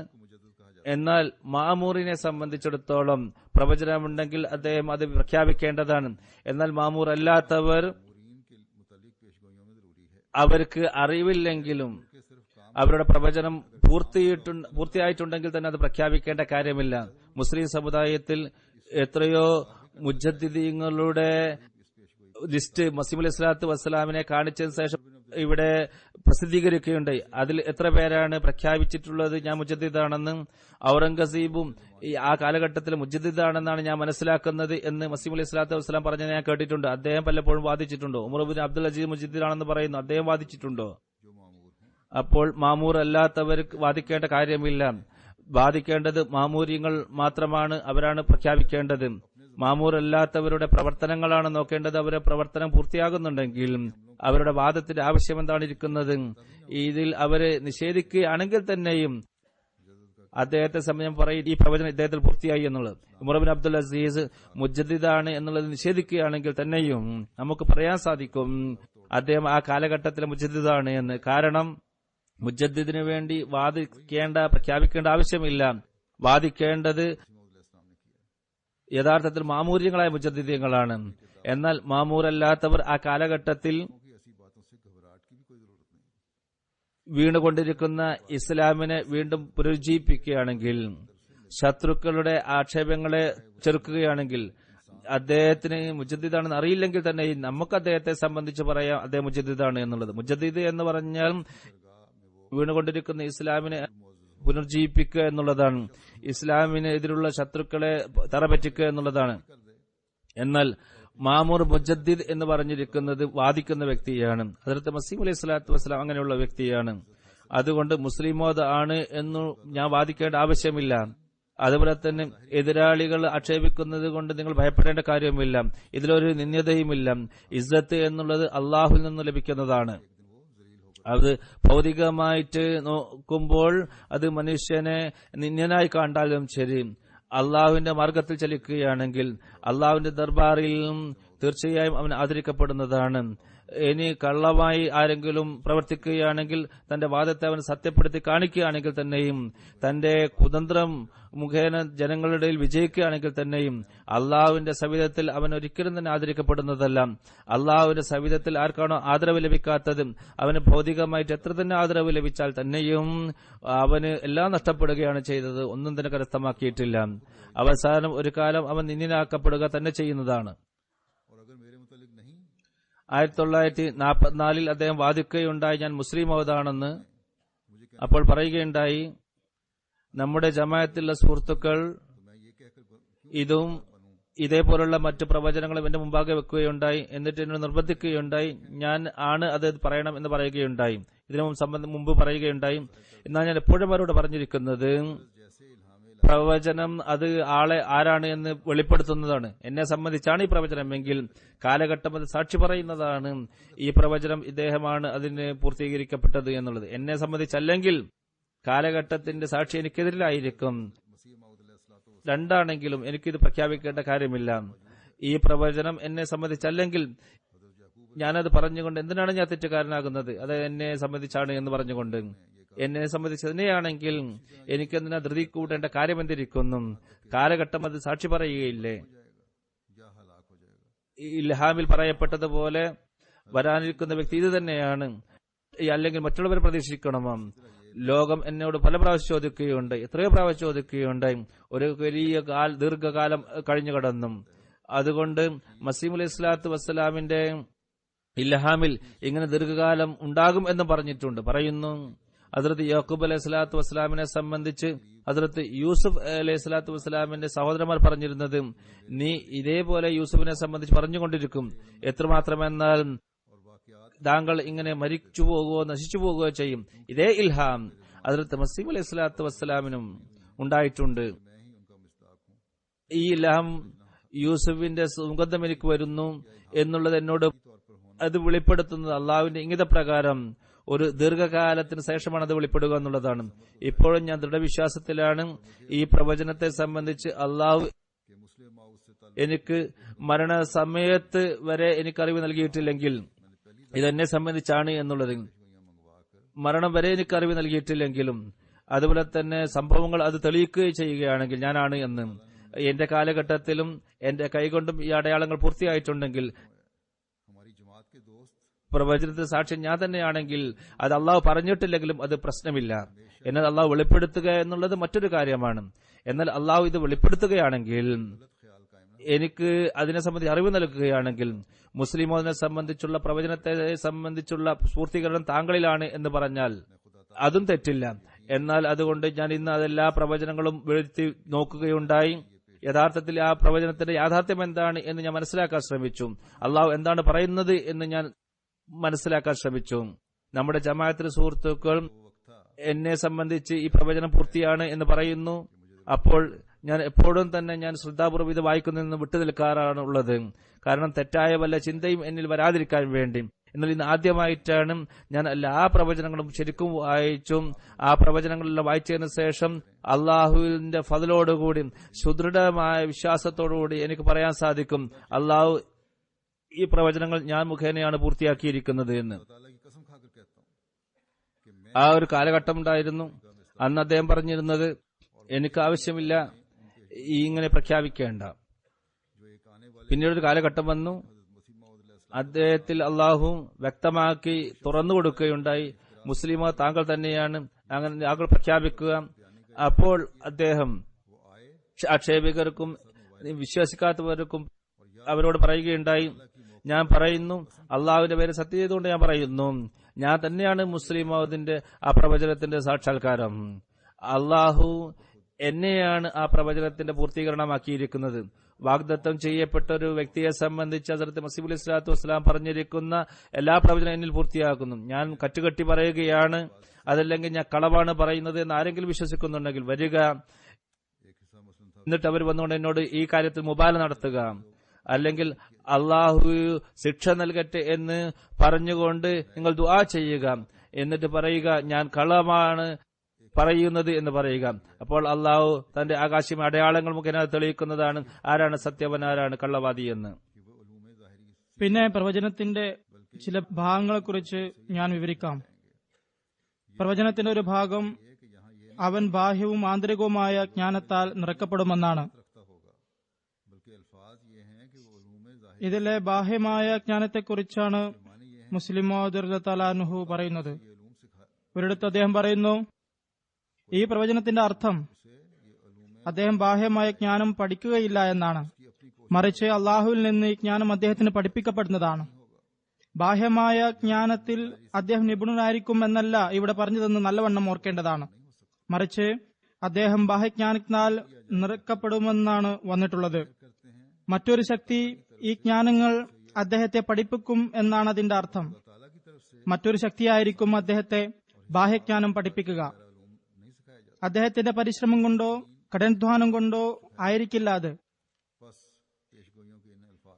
ഇവിടെ ബാഹ്യജ്ഞാനം കൊണ്ട് ഉദ്ദേശിക്കുന്നത് മാത്സും സയൻസും ആയിരിക്കാവതല്ല. എന്തെന്നാൽ ഇവിടെ നിറക്കപ്പെടുമെന്ന പദങ്ങളാണ് വന്നിട്ടുള്ളത്. അത് പ്രകടമാക്കുന്നത് ദൈവത്തിൽ നിന്ന് ആ ജ്ഞാനങ്ങൾ അദ്ദേഹത്തെ പഠിപ്പിക്കുമെന്നാണ്. ദൈവത്തിൽ നിന്ന് സയൻസും ജോഗ്രഫിയും ഒന്നും പഠിപ്പിക്കാവതല്ല, മതവും ദീനുമാണ് പഠിപ്പിക്കപ്പെടുന്നത്. അതിനാൽ അദ്ദേഹം ബാഹ്യജ്ഞാനത്താൽ നിറക്കപ്പെടുമെന്ന പ്രവചനത്തിന്റെ ഈ ഭാഗത്തിന്റെ അർത്ഥം അദ്ദേഹം മതവിജ്ഞാനവും ഖുർആനിയ ജ്ഞാനവും അദ്ദേഹത്തിന് പഠിപ്പിക്കപ്പെടുമെന്നാണ്. ദൈവം തന്നെയായിരിക്കും അദ്ദേഹത്തിന്റെ ഗുരുനാഥൻ. എന്റെ വിദ്യാഭ്യാസം നടന്നതിൽ നിന്ന് വ്യക്തമാണ് അതിൽ മനുഷ്യകരങ്ങൾക്ക് യാതൊരു പങ്കുമില്ല എന്ന്. എന്റെ ഗുരുതന്മാരിൽ ചിലർ ജീവിച്ചിരിപ്പുണ്ട്, ചിലർ വഫാത്തായിരിക്കുന്നു. എന്റെ വിദ്യാഭ്യാസ കാര്യത്തിൽ ഏറ്റവും കൂടുതൽ ഞാൻ കടപ്പെട്ടിരിക്കുന്നത് അതിൽ ഖലീഫത്തുൽ മസീഹ് അവ്വലിനോടാണ്. അദ്ദേഹം വീണ്ടും പറയുന്നു, അള്ളാഹു തന്റെ മലക്കിലൂടെയാണ് എനിക്ക് വിശുദ്ധ ഖുർആന്റെ ജ്ഞാനം തന്നരുളിയത്. ഖജനാവിന്റെ താക്കോൽ ഒരുവന് നൽകപ്പെടുന്നത് പോലെ വിശുദ്ധ ഖുർആന്റെ ജ്ഞാന കലവറയുടെ താക്കോൽ അള്ളാഹു എനിക്ക് നൽകിക്കൊണ്ട് അത്രമാത്രം പ്രാവീണ്യം എനിക്ക് തന്നിരിക്കുന്നു. ലോകത്ത് ഏതൊരു പണ്ഡിതനു മുന്നിലും വിശുദ്ധ ഖുർആന്റെ ശ്രേഷ്ഠത വിവരിക്കാൻ എനിക്ക് സാധിക്കുന്നതാണ്. ലാഹോറിൽ അദ്ദേഹം ലെക്ചർ കൊടുക്കുകയായിരുന്നു. പറയുന്നു, ഇത് ലാഹോർ പട്ടണമാണ്, ഇവിടെ യൂണിവേഴ്സിറ്റിയുണ്ട്, ഒരുപാട് കോളേജുകൾ ഇവിടെ തുറന്ന് പ്രവർത്തിക്കുന്നുണ്ട്, വിജ്ഞാന പടുക്കളെ ഇവിടെ കാണാവുന്നതാണ്. ഇവരെല്ലാവരോടും ഞാൻ പറയുകയാണ്, ലോകത്തെ ഏതൊരു വിജ്ഞാന ശാഖയുടെ പണ്ഡിതനും എന്റെ മുന്നിൽ വരികയും ലോകത്തെ ഏതൊരു പ്രൊഫസറും എന്റെ മുന്നിൽ വന്നാലും ലോകത്തെ ഏത് ശാസ്ത്രജ്ഞൻ എന്റെ മുന്നിൽ വന്നാലും അവർ തങ്ങളുടെ അറിവിലൂടെ വിശുദ്ധ ഖുർആനെ ആക്ഷേപിക്കുകയാണെങ്കിൽ ഞാൻ അള്ളാഹുവിന്റെ അനുഗ്രഹത്താൽ ആക്ഷേപം റദ്ദാക്കപ്പെട്ടു എന്ന് ലോകം സമ്മതിക്കുന്ന വിധം മറുപടി നൽകാൻ എനിക്ക് സാധിക്കുന്നതാണ്. ദൈവവചനത്തിൽ നിന്ന് തന്നെ ഞാൻ അതിന് മറുപടി നൽകുന്നതാണ് എന്ന് ഞാൻ പ്രഖ്യാപിക്കുകയാണ്. ഖുർആനിക വചനങ്ങൾ കൊണ്ട് തന്നെ ഞാൻ ഈ ആക്ഷേപങ്ങൾ ഖണ്ഡിക്കുന്നതാണ്. അദ്ദേഹം അഹമ്മദിയ സന്ദേശം എന്ന ഒരു പ്രബന്ധം എഴുതിയിരുന്നു. അതിൽ അഹമ്മദത്ത് എന്താണ് എന്ന് ചോദിക്കുന്നവർക്ക് വിശദീകരണം നൽകിക്കൊണ്ട് പറയുന്നു. ഈ പ്രബന്ധത്തിൽ ഒരിടത്ത് അദ്ദേഹം പറയുന്നു, പല ജ്ഞാനങ്ങൾ ഈ ലേഖകൻ സ്വയം തന്നെ മലക്കുകളിൽ നിന്ന് പഠിച്ചിട്ടുണ്ട്. ഒരിക്കൽ ഒരു മലക്ക് എന്നെ സൂറ ഫാത്തിഹയിലൂടെ വ്യാഖ്യാനം പഠിപ്പിക്കുകയുണ്ടായി. അന്നു മുതൽ ഇന്ന് വരെ സൂറ ഫാത്തിഹയുടെ ഒരുപാട് ജ്ഞാനം എനിക്ക് വെളിപ്പെടുകയുണ്ടായി. എത്രത്തോളം എന്നാൽ അത് പരിധിയില്ലാത്തതാണ്. ഏത് മതത്തിലെയും സമുദായത്തിലെയും വ്യക്തി ആത്മീയ ജ്ഞാനത്തിലെ ഏത് വിഷയത്തെപ്പറ്റിയും തന്റെ ഗ്രന്ഥത്തിൽ നിന്ന് എന്തൊക്കെ ഉദ്ധരിക്കാൻ പറ്റുമോ അതിലുപരിയായി അതിനേക്കാൾ ഉന്നതമായി അള്ളാഹുവിന്റെ അനുഗ്രഹത്താൽ ഞാൻ സൂറ ഫാത്തിഹയിൽ നിന്ന് മാത്രം എടുത്ത് ഉദ്ധരിക്കുന്നതാണ്. വളരെ കാലമായി ഞാൻ ഈ ചാലഞ്ച് ചെയ്തുകൊണ്ടിരിക്കുകയാണ്. എന്നാൽ ഇന്നുവരെയും ഇത് സ്വീകരിക്കാൻ ആരും മുന്നോട്ട് വന്നിട്ടില്ല. ദൈവാസ്തികത്തിന്റെ തെളിവുകൾ, തൗഹീദിന്റെ തെളിവുകൾ, നുബുവത്തിന്റെ രഹസ്യങ്ങൾ, ശരീഅത്തിന്റെ പൂർണ്ണത അടയാളങ്ങൾ, മനുഷ്യകുലത്തിന് അതിന്റെ ആവശ്യം, ദുആ, വിധി, പരലോകം, സ്വർഗം, നരകം, ഈ വിഷയങ്ങളിലെല്ലാം തന്നെ सा इस्लामी मसला है സൂറ ഫാത്തിഹ ये अपनी तमाम तफासील के साथ വെളിച്ചം വീശുന്നുണ്ട്. मसला नबूवत മറ്റു ഗ്രന്ഥങ്ങളിലെ ആയിരക്കണക്കിന് खिलाफत പേജുകൾ പോലും ഇതുപോലെ വെളിച്ചം വീശുന്നില്ല. पूरी अमूर का इंकिशाफ പിന്നീട് അദ്ദേഹം പറയുന്നു, इत्तिसादियात ഖലീഫയായതിനു ശേഷം അള്ളാഹു എനിക്ക് എത്രമാത്രം ഖുർആനിക ജ്ഞാനം 1300 साल से कोई वसी मजमून തുറന്നു തന്നു എന്നാൽ ഖിയാമത്ത് വരെ മുസ്ലിം സമുദായത്തിന് എന്റെ ഗ്രന്ഥങ്ങളെ വായിക്കുകയും അതിൽ നിന്ന് പ്രയോജനം ഉൾക്കൊള്ളുകയും ചെയ്യാതെ വഴിയില്ല. कुरान എന്നിലൂടെ അള്ളാഹു വിശകലനം ചെയ്യാത്ത എന്ത് ഇസ്ലാമിക പ്രശ്നമാണുള്ളത്? दुश्मन सब नकल कर रहे हैं നുബുവത്ത്, गालियां दे കുഫ്ർ, मुझे लाख ഖിലാഫത്ത്, തഖ്ദീർ, इस्लाम की तालीम को ഖുർആനിക വിജ്ഞാനങ്ങളുടെ പ്രകടനം, ഇസ്ലാമിലെ സാമ്പത്തിക ശാസ്ത്രം, ഇസ്ലാമി രാഷ്ട്രീയം, ഇസ്ലാമിക സമൂഹം തുടങ്ങിയവ चाहे पैगामी 13 നൂറ്റാണ്ടുകളായി വളരെ വ്യക്തമായി ചർച്ച ചെയ്ത ഒരു വിഷയവും ഉണ്ടായിരുന്നില്ല. അള്ളാഹു എനിക്ക് ഈ ദീനി സേവനത്തിലുള്ള ഭാഗ്യം തന്നരുളുകയുണ്ടായി. എന്നിലൂടെ ഈ വിഷയത്തെ സംബന്ധിച്ച് ഖുർആനിക ജ്ഞാനം തുറക്കുകയുണ്ടായി. ഇന്ന് അത് ശത്രുക്കളും മിത്രങ്ങളും എല്ലാം അനുകരിക്കുകയാണ്. ലക്ഷക്കണക്കിന് ചീത്ത എന്നെ വിളിച്ചാലും ഏതൊരാളുടെ ഇസ്ലാമിക അധ്യാപനത്തെ ലോകത്ത് വ്യാപിക്കാൻ തുടങ്ങുന്നുവോ അന്ന് എന്നിൽ നിന്നും പ്രയോജനം ഉൾക്കൊള്ളേണ്ടി വരുന്നതാണ്. എന്തായാലും എന്നിൽ നിന്ന് സഹായം തേടേണ്ടതായി വരും. എന്റെ സേവനത്തിൽ നിന്ന് അന്ന് പുറത്തു പോകാൻ സാധിക്കുന്നതല്ല. അത് ലാഹോരി ഗ്രൂപ്പായാലും ശരി, മിസ്രായാലും ശരി, അവരുടെ സന്താനങ്ങൾ ദീനി സേവനത്തിനായി ഉദ്ദേശിക്കുമ്പോഴെല്ലാം എന്റെ ഗ്രന്ഥങ്ങൾ വായിക്കാൻ, അതിൽ നിന്ന് പ്രയോജനം ഉൾക്കൊള്ളാൻ അവർ നിർബന്ധിതരാകുന്നതാണ് എന്നല്ല ഞാൻ അഭിമാനത്തോടെ പറയുകയാണ്. ഇത് സംബന്ധിച്ച എല്ലാ ഖുലഫാക്കളെക്കാളും കാര്യങ്ങൾ എന്നിലൂടെയാണ് ഒരുമിച്ച് കൂടപ്പെട്ടത്. ആയതിനാൽ ഈ ആളുകൾ എന്തൊക്കെ പറഞ്ഞാലും എത്രയൊക്കെ തെറിവിളിച്ചാലും അവർക്ക് ഖുർആനിക ജ്ഞാനം ലഭിച്ചാൽ എന്നിലൂടെ തന്നെ ലോകത്തിന് ഇത് പറയേണ്ടി വരും. ഹുവാജ്ഞരെ, നിങ്ങളുടെ കോന്തയിൽ നിറഞ്ഞു നിൽക്കുന്നതെല്ലാം അദ്ദേഹത്തിൽ നിന്നാണ് ലഭിച്ചിട്ടുള്ളത്. പിന്നെന്തിനാണ് നിങ്ങൾ അദ്ദേഹത്തെ എതിർക്കുന്നത്? ഒരു ഖുതുബയിൽ അദ്ദേഹം പറയുന്നു, ഞങ്ങളൊരു ഉസ്താദ് ഉണ്ടായിരുന്നു. അത് വളരെ വീണ്ട കാര്യമാണ്, ഞാൻ അത് വിടുകയാണ്. വീണ്ടും പറയുന്നു, 1907 ഉസ്താദിന്റെ സംഭവം തന്നെയാണ്. അദ്ദേഹം മുസ്ലിം മൗദിന്റെ ദർസിൽ പങ്കെടുക്കാറുണ്ടായിരുന്നു. मेरी अपनी हालत उस वक्त ये थी എന്നാൽ മറ്റു കൂട്ടുകാരുടെ ദർസിൽ പങ്കെടുക്കാറുണ്ടായിരുന്നില്ല. അദ്ദേഹത്തിന് പോയിന്റ് ഒന്നും ലഭിക്കാറില്ല എന്ന് പറയുമായിരുന്നു. അതിന്റെ ചുരുക്കം അതാണ്. വേറൊരു സ്ഥലത്ത് പറയുന്നു, 1907 ആദ്യമായി ഞാൻ പ്രസംഗിച്ചു. ജലസയുടെ സന്ദർഭമായിരുന്നു. ഒരുപാട് ആളുകൾ തടിച്ചുകൂടിയിരുന്നു. അതിൽ ഖലീഫത്തുൽ മസീഹ് അവ്വലും ഉണ്ടായിരുന്നു. ഞാൻ സൂറ ലുക്മാനിലെ 2ാമത്തെ റുക്കു ഓതി. ശേഷം ഞാൻ അതിന്റെ വ്യാഖ്യാനം വിവരിച്ചു.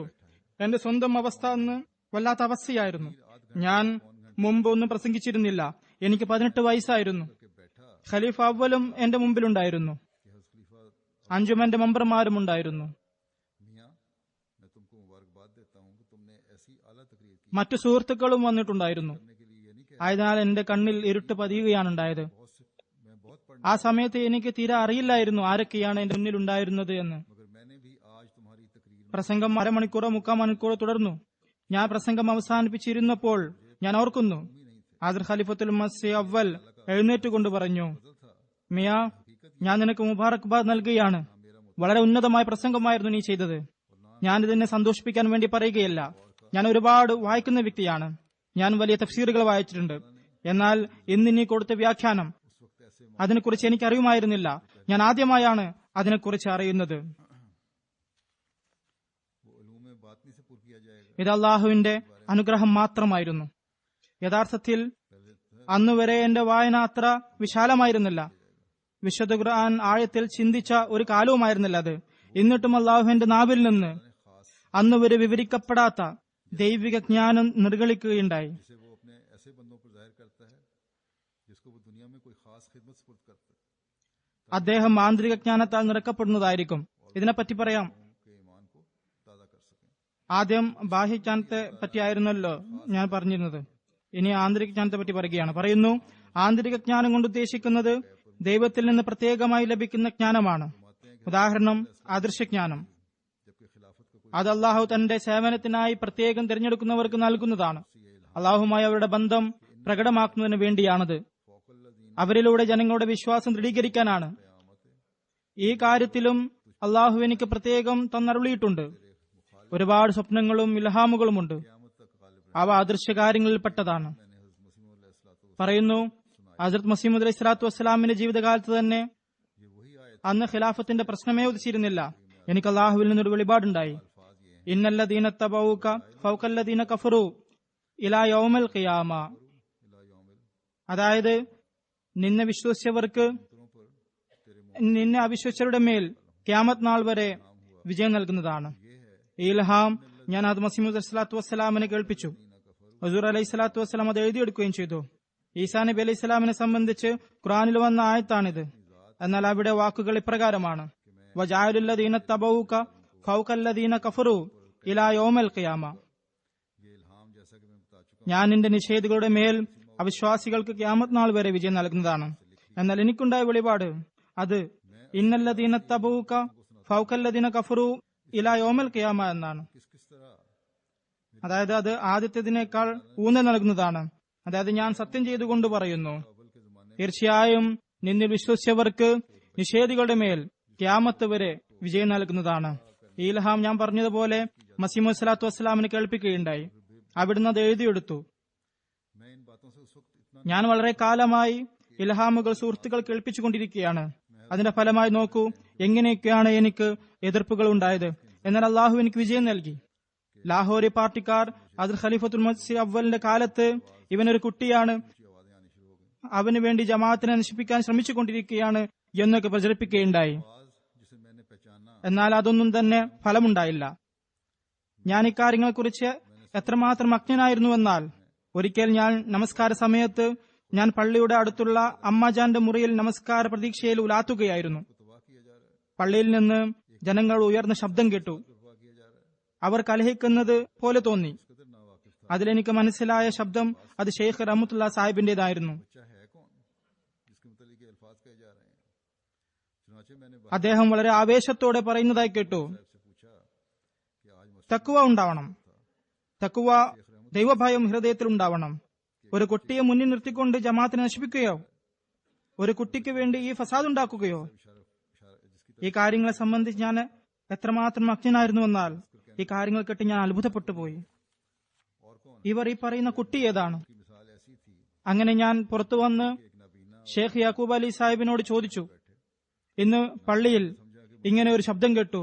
ഷെയ്ഖ് റഹ്മത്തുള്ളാഹി സാഹിബ് വളരെ ഉയർന്ന ശബ്ദത്തിൽ ഒരു കുട്ടിക്ക് വേണ്ടി കുഴപ്പങ്ങൾ ഉണ്ടാക്കുകയാണ് എന്ന് പറഞ്ഞുകൊണ്ടിരുന്നു. ഷെയ്ഖ് റഹ്മത്തുള്ളാഹി സാഹിബ് ആരെക്കുറിച്ചാണ് അത് പറയുന്നത്? അദ്ദേഹം ചിരിച്ചുകൊണ്ട് പറഞ്ഞു, ആ കുട്ടി നീയാണ്. മറ്റാരാണ്? എന്റെയും അവിടെ ഉദാഹരണം അന്ധനും കാഴ്ചയുള്ളവനും ഭക്ഷണം കഴിക്കുന്നത് പോലെയാണ്. അന്ധൻ വിചാരിച്ചു എനിക്ക് കണ്ണു കാണില്ല, അവനെല്ലാം കാണാം. ഏതായാലും അവൻ എന്നെക്കാളും കൂടുതൽ കഴിക്കുന്നുണ്ടാവും. ഈ ചിന്ത വന്ന ഉടനെ തന്നെ അയാൾ വേഗം വേഗം കഴിക്കാൻ തുടങ്ങി. പിന്നെ അയാൾ ചിന്തിച്ചു, എന്റെ ഈ പ്രവൃത്തിയും അയാൾ കണ്ടിട്ടുണ്ടാകും, അയാളും വേഗം വേഗം തിന്നാൻ തുടങ്ങിയിട്ടുണ്ടാകും. അപ്പോൾ ഞാൻ എന്തു ചെയ്യും? അങ്ങനെ അയാൾ 2 കൈകൾ കൊണ്ട് ഭക്ഷിക്കാൻ തുടങ്ങി. പിന്നെ വിചാരിച്ചു ഇതും ഇയാളും കണ്ടിട്ടുണ്ടാകും, അയാളും 2 കൈകൾ കൊണ്ട് ഭക്ഷിക്കാൻ തുടങ്ങിയിട്ടുണ്ടാകും. ഇനി ഞാൻ എങ്ങനെയാണ് കൂടുതൽ കഴിക്കുക? അങ്ങനെ ചിന്തിച്ചപ്പോൾ അയാൾ ഒരു കൈ കൊണ്ട് ഭക്ഷണം കഴിക്കുകയും മറ്റേ കൈ കൊണ്ട് തന്റെ കോന്തലിൽ ഭക്ഷണം ഇടുകയും ചെയ്തു. പിന്നെ അവൻ ചിന്തിച്ചു, എന്റെ ഈ പ്രവൃത്തിയും അവൻ കണ്ടിരിക്കുമല്ലോ, അവനും അങ്ങനെ ചെയ്യാൻ തുടങ്ങിയിരിക്കുമല്ലോ. അങ്ങനെ വിചാരിച്ച അദ്ദേഹം ചോറ്റുപാത്രം എടുത്തുകൊണ്ട് പറഞ്ഞു, ഇനി ബാക്കിയുള്ളത് എനിക്കാണ്, നിന്റെ ഭാഗം എടുത്തു കഴിഞ്ഞു. മറ്റേ ആൾ പാവം ഒരു ഉരുള പോലും കഴിച്ചിട്ടുണ്ടായിരുന്നില്ല. ഈ അന്ധന്റെ പ്രവൃത്തി കണ്ട് ഇയാൾ എന്താണ് ചെയ്യുന്നത് എന്ന് മനസ്സിൽ ചിരിക്കുകയായിരുന്നു ചെയ്യുന്നത്. പറയുന്നു, എന്റെയും അവരുടെയും അവസ്ഥ ഇതുപോലെയാണ്. ഇവരും ആ അന്ധനെ പോലെ വിചാരിച്ചുകൊണ്ടിരിക്കുകയാണ്. ഇപ്പോൾ ഇവൻ ഇങ്ങനെ ചെയ്യുന്നുണ്ടാവും, ജമാഅത്തിനെ വ്യതിചലിപ്പിക്കാൻ ശ്രമിക്കുന്നുണ്ടാവും. എനിക്കൊന്നും അറിയില്ലായിരുന്നു എനിക്കെതിരെ എന്തെല്ലാമാണ് നടന്നുകൊണ്ടിരിക്കുന്നതെന്ന്. ഞാൻ അള്ളാഹുൽ ഭരമേൽപ്പിക്കുകയല്ലാതെ മറ്റൊന്നും ചെയ്തിരുന്നില്ല. അവസ്ഥകളെക്കുറിച്ച് ഞാൻ അത്രമാത്രം അജ്ഞനായിരുന്നു. എന്നാൽ കുട്ടിയെക്കുറിച്ച് പറഞ്ഞപ്പോൾ മറ്റേതോ കുട്ടിയെ പറ്റിയാണ് പറയുന്നതെന്നാണ് കരുതിയത്. എന്നാൽ ഇവർ വളരെയധികം ജമാഅത്തിൽ സ്വാധീനമുള്ളവരും പ്രഭാവം ചെലുത്താൻ സാധിച്ചിട്ടുള്ളവരും ആയിരുന്നിട്ടും അള്ളാഹു ഇവരുടെ ഈ പ്രചാര വേലകളെ പ്രയോജനരഹിതങ്ങളാക്കി മാറ്റുകയുണ്ടായി. 3-നെ 4 എന്നതിനെ പറ്റി പറയുന്നു. 3-നെ 4 എന്നതിന്റെ അടയാളങ്ങൾ എന്നിൽ പൂർത്തിയായിട്ടില്ല എന്ന് പറയുന്നതും ശരിയല്ല. ഞാൻ അള്ളാഹുവിന്റെ അനുഗ്രഹത്താൽ പല രീതിയിൽ 3-നെ 4 ഒന്ന്, എനിക്ക് മുമ്പ് മിർസ സുൽത്താൻ അഹമ്മദ് സാഹിബ്, മിർസ ഫസൽ അഹമ്മദ് സാഹിബ്, ബഷീർ അവൽ ജനിക്കുകയുണ്ടായി. നാലാമതായി ഞാനും ജനിച്ചു. രണ്ടാമതായി എനിക്ക് ശേഷം വാഗ്ദത്ത മസീഹിന് 3 ആൺമക്കളാണുള്ളത്. അങ്ങനെ ഞാൻ ആ 3-നെ 4 ആക്കുകയുണ്ടായി. അതായത് മിർസ മുബാറക് അഹമ്മദ് സാഹിബ്, മിർസ ഷെരീഫ് അഹമ്മദ് സാഹിബ്, മിർസ ബഷീർ അഹമ്മദ് സാഹിബ്. നാലാമതായി ഞാൻ. മൂന്നാമതായി ഹസ്രത്ത് മസീഹ് മുസ്സലാത്തു വസ്സലാമിന്റെ ജീവിച്ചിരിക്കുന്ന ആൺമക്കളിൽ ഞങ്ങൾ 3 മക്കൾ, ഞാൻ, മിർസ ബഷീർ അഹമ്മദ് സാഹിബ്, മിർസ ഷെരീഫ് അഹമ്മദ് സാഹിബ് വാഗ്ദത്ത മസീഹിൽ വിശ്വസിച്ച കാരണത്താൽ അദ്ദേഹത്തിന്റെ ആത്മീയ സന്താനങ്ങൾ ഉൾപ്പെടുന്നു. മിർസ സുൽത്താൻ അഹമ്മദ് സാഹിബ് ആത്മീയ സന്താനങ്ങൾ ഉൾപ്പെട്ടിരുന്നില്ല. അദ്ദേഹം ഖലീഫ അവലിൽ വളരെയധികം വിശ്വാസം കൊണ്ടിരുന്നു. പക്ഷേ അവലിന്റെ കാലത്ത് അദ്ദേഹം അഹമ്മദിയായിരുന്നില്ല. ഹസ്രത്ത് മസീഹ് മുസ്സലാത്തു വസ്സലാമിന്റെ സ്വപ്നത്തിൽ നിന്ന് അദ്ദേഹത്തിന് അള്ളാഹു ഹിദായത്ത് വിധിച്ചിട്ടുണ്ടെന്ന് വ്യക്തമായിരുന്നു. എന്നാൽ മസീഹ് മുസ്സലാത്തു വസ്സലാമിന്റെ കാലത്തോ ഖലീഫ അവലിന്റെ കാലത്തോ അദ്ദേഹം അഹമ്മദിയത്തിൽ ചേർന്നില്ല. എന്റെ കാലം വന്നപ്പോൾ എന്നിലൂടെ അദ്ദേഹത്തിന് ജമാഅത്തിലേക്ക് വരാനുള്ള സാഹചര്യം അള്ളാഹു ഒരുക്കുകയുണ്ടായി. ഇങ്ങനെ അള്ളാഹു വാഗ്ദത്ത മസീഹിന്റെ മകനെ അസാധാരണമായ അവസ്ഥയിൽ എന്റെ കയ്യിൽ ബയ്യത്ത് ചെയ്യാനുള്ള ഭാഗ്യം നൽകി. അദ്ദേഹം എന്റെ മൂത്ത സഹോദരനായിരുന്നു. മൂത്ത സഹോദരന് തന്റെ ഇളയ സഹോദരന്റെ കയ്യിൽ ബയ്യത്ത് ചെയ്യുക എന്നത് വളരെ വിഷമകരമാണ്. ബയ്യത്തിന് ശേഷം അദ്ദേഹം സ്വയം തന്നെ പറയുകയുണ്ടായി, ഞാൻ ഒരു കാലം വരെ ബയ്യത്ത് ചെയ്യുന്നതിൽ നിന്ന് വിട്ടുനിന്നു. കാരണം ഞാൻ ബയ്യത്ത് ചെയ്യുകയാണെങ്കിൽ ഒന്നുകിൽ വാഗ്ദത്ത മസീഹിൽ ചെയ്യുമായിരുന്നു, അല്ലെങ്കിൽ ഖലീഫ അവൽ ചെയ്യുമായിരുന്നു. അവരെനിക്ക് വളരെ സ്നേഹവും വിശ്വാസവും ഉണ്ടായിരുന്നു. എന്നാൽ എന്റെ ഇളയ സഹോദരന്റെ കയ്യിൽ എങ്ങനെയാണ് ബയ്യത്ത് ചെയ്യുക? എന്നാൽ പറയുകയുണ്ടായി, അവസാനം ഞാൻ പറഞ്ഞു, അതായത് മിർസ സുൽത്താൻ അഹമ്മദ് സാഹിബ് പറയുകയാണ്, ഞാൻ അവസാനം മനസ്സിൽ പറഞ്ഞു, ഈ പാനപാത്രം എനിക്ക് കുടിക്കേണ്ടി തന്നെ വരും. അങ്ങനെ അദ്ദേഹം ബയ്യത്ത് ചെയ്തു. ഇങ്ങനെ ദൈവം എന്നെ 3-നെ 4 ആക്കുന്നവനാക്കി മാറ്റി. കാരണം ആദ്യ ആത്മീയാവസ്ഥ പ്രകാരം വാഗ്ദത്ത മസീഹിന്റെ സന്താനങ്ങളിൽ ഞങ്ങൾ 3 പേർ മാത്രമാണ് ആത്മീയ സന്താനങ്ങളായി ഉണ്ടായിരുന്നത്. എന്നാൽ പിന്നീട് 3-ൽ നിന്ന് 4 മറ്റൊരു പ്രകാരത്തിൽ ഞാൻ 3-നെ 4 ആക്കുന്നവനാണ്. ഞാൻ ഇൽഹാമിന്റെ 4-ാം വർഷമാണ് ജനിച്ചത്. 1886 വാഗ്ദത്ത മസീഹ് പ്രവചനം ചെയ്തിരുന്നു. പറയുന്നു, ഇൽഹാമിന്റെ 4-ാം വർഷം ജനിച്ചതിന്റെ അടിസ്ഥാനത്തിലും ഞാൻ 3-നെ 4 ആക്കുന്നവനാണ്. 1886 വാഗ്ദത്ത മസീഹ് അലൈഹി സ്വലാം പ്രവചിച്ചിരുന്നു. 1889 ഞാൻ ജനിച്ചു. 1886 1, 1887 2, 1888 3, 1889 4. 3-നെ 4 ആക്കുന്നവനെന്ന പ്രവചനത്തിൽ അദ്ദേഹത്തിന്റെ ജനനം പ്രവചനത്തിന്റെ 4-ാം വർഷം ഉണ്ടാകുമെന്ന അറിയിപ്പായിരുന്നു അത്. അങ്ങനെ ഞാൻ 3-നെ 4 ആക്കുന്നവനായിരിക്കും. അങ്ങനെ തന്നെ സംഭവിച്ചു. ഇതനുസരിച്ച് എന്റെ ജനനമുണ്ടായി. ദിവ്യപ്രഭാവത്തിന്റെ പ്രകടനം പറയുന്നു. 5-ാമത്തെ അടയാളം പറഞ്ഞിരുന്നത് അദ്ദേഹത്തിന്റെ ആഗമനം ദിവ്യപ്രഭാവത്തിന്റെ പ്രകടനമായിരിക്കുമെന്നാണ്. ഈ അടയാളവും എന്റെ കാലത്താണ് പൂർത്തിയായത്. ഞാൻ ഖലീഫയായ ഉടനെ 1-ാം ലോക മഹായുദ്ധമുണ്ടായി. ഇപ്പോൾ 2-ാം ലോക മഹായുദ്ധം തുടങ്ങിയിരിക്കുകയാണ്. അതിലൂടെ ദൈവിക പ്രഭാവം പ്രകടമായിക്കൊണ്ടിരിക്കുന്നു. ഒരുപക്ഷെ ആരെങ്കിലും പറഞ്ഞേക്കാം, ഇപ്പോൾ ലക്ഷക്കണക്കിന് കോടിക്കണക്കിന് ആളുകൾ ജീവിച്ചിരിപ്പുണ്ട്. ഈ യുദ്ധങ്ങളെ തന്റെ സത്യതയ്ക്കുള്ള തെളിവായി അവതരിപ്പിക്കുകയാണെങ്കിൽ ഇങ്ങനെ ജീവിച്ചിരിക്കുന്ന ഓരോ വ്യക്തിക്കും തന്നെ പിന്തുണച്ചുകൊണ്ട് അവതരിപ്പിക്കാവുന്നതാണ്. യുദ്ധങ്ങൾ എന്റെ സത്യതയ്ക്കുള്ള തെളിവാണെന്ന് അവന് പറയാവുന്നതാണ്. ഇതിനുള്ള എന്റെ മറുപടി ഇതാണ്. ഇന്ന് ജീവിച്ചിരിക്കുന്ന ലക്ഷക്കണക്കിന് കോടിക്കണക്കിന് ആളുകൾ ഈ യുദ്ധത്തെപ്പറ്റി വിവരം നൽകപ്പെട്ടിട്ടുണ്ടെങ്കിൽ ഓരോ വ്യക്തിയുടെയും അടയാളമായി ഇത് തീരുന്നതാണ്. ഈ യുദ്ധങ്ങളുടെ അറിവ് അവർക്ക് നൽകപ്പെട്ടിട്ടില്ലെങ്കിൽ ഏതൊരാൾക്കാണോ അതിനുള്ള അറിവ് നൽകപ്പെട്ടിരിക്കുന്നത് അയാളെ ദൈവിക പ്രഭാവത്തിന്റെ പ്രകടനമായി കണക്കാക്കേണ്ടതാണ്. അവൻ വേഗം വേഗം വളരുന്നതാണ്. ഞാൻ ഖലീഫയായപ്പോൾ ആ സമയത്ത് നമ്മുടെ ഖജനാവിൽ വെറും 14 അണയാണുണ്ടായിരുന്നത്. 18,000 രൂപയുടെ കടമായിരുന്നു. ഏതുവരെ എന്നാൽ ഞാൻ ഖലീഫയായതിനു ശേഷം പുറപ്പെടുവിച്ച ആദ്യ വിജ്ഞാപനത്തിന്റെ ശീർഷകം ഇതായിരുന്നു: ദൈവത്തിന്റെ പ്രവൃത്തിയെ തടയാൻ ആർക്കാണ് ആവുക? ഈ വിജ്ഞാപനം പ്രസിദ്ധീകരിക്കാൻ പോലും എന്റെ പക്കൽ പണമുണ്ടായിരുന്നില്ല. ആ സമയത്ത് എന്റെ മാതാമഹന്റെ അടുത്ത് കുറച്ച് പണം ഉണ്ടായിരുന്നു. അദ്ദേഹം പള്ളി നിർമ്മാണത്തിനായി കുറച്ച് പൈസ സ്വരുക്കൂട്ടിയിരുന്നു. അദ്ദേഹം അതിൽ നിന്ന് 200 രൂപ ആ വിജ്ഞാപനം പ്രസിദ്ധീകരിക്കാൻ തന്നു. അദ്ദേഹം പറഞ്ഞു, ഖജനാവിൽ പൈസ വന്നു തുടങ്ങിയാൽ വീട്ടിയാൽ മതി. ചുരുക്കത്തിൽ അദ്ദേഹത്തിൽ നിന്ന് കടം വാങ്ങിയാണ് ഈ വിജ്ഞാപനം പ്രസിദ്ധീകരിച്ചത്. എന്നാൽ അന്ന് ജമാഅത്തിലെ मदरसे का हेडमास्टर मेरा मुखालिफ था। തലയെടുപ്പുള്ളവൻ എനിക്കെതിരായിരുന്നു, അവരുടെ നേതാവ് എനിക്കെതിരായിരുന്നു. कि खुदा चाहता है कि വെറും 14 അണ പൈസ ഖജനാവിൽ ഉണ്ടായിരുന്നുള്ളൂ. खुदा के इस इरादे को अब कोई नहीं रोक सकता। क्या वो नहीं देखते कि उनके लिए सिर्फ दो ही राह खुले हैं, या तो वो मेरी बैत करके 14 अണ എന്നാൽ करने से बाज रहें या अपनी नफसानी ख्वाहिशात 1 രൂപ തികച്ചും ഉണ്ടായിരുന്നില്ല. ഇന്നത്തെ കാലമനുസരിച്ച് 87-88 പൈസ ആയിരിക്കും അത്.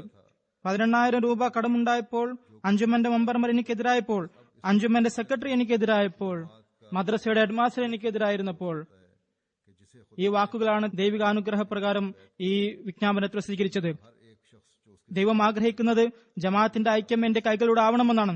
ദൈവത്തിന്റെ ഉദ്ദേശം ഇനി ആർക്കും തടയാനാവില്ല. അവർക്ക് വെറും 2 മാർഗങ്ങളാണ് തുറന്നിരിക്കുന്നതെന്ന് അവർ കാണുന്നില്ലേ?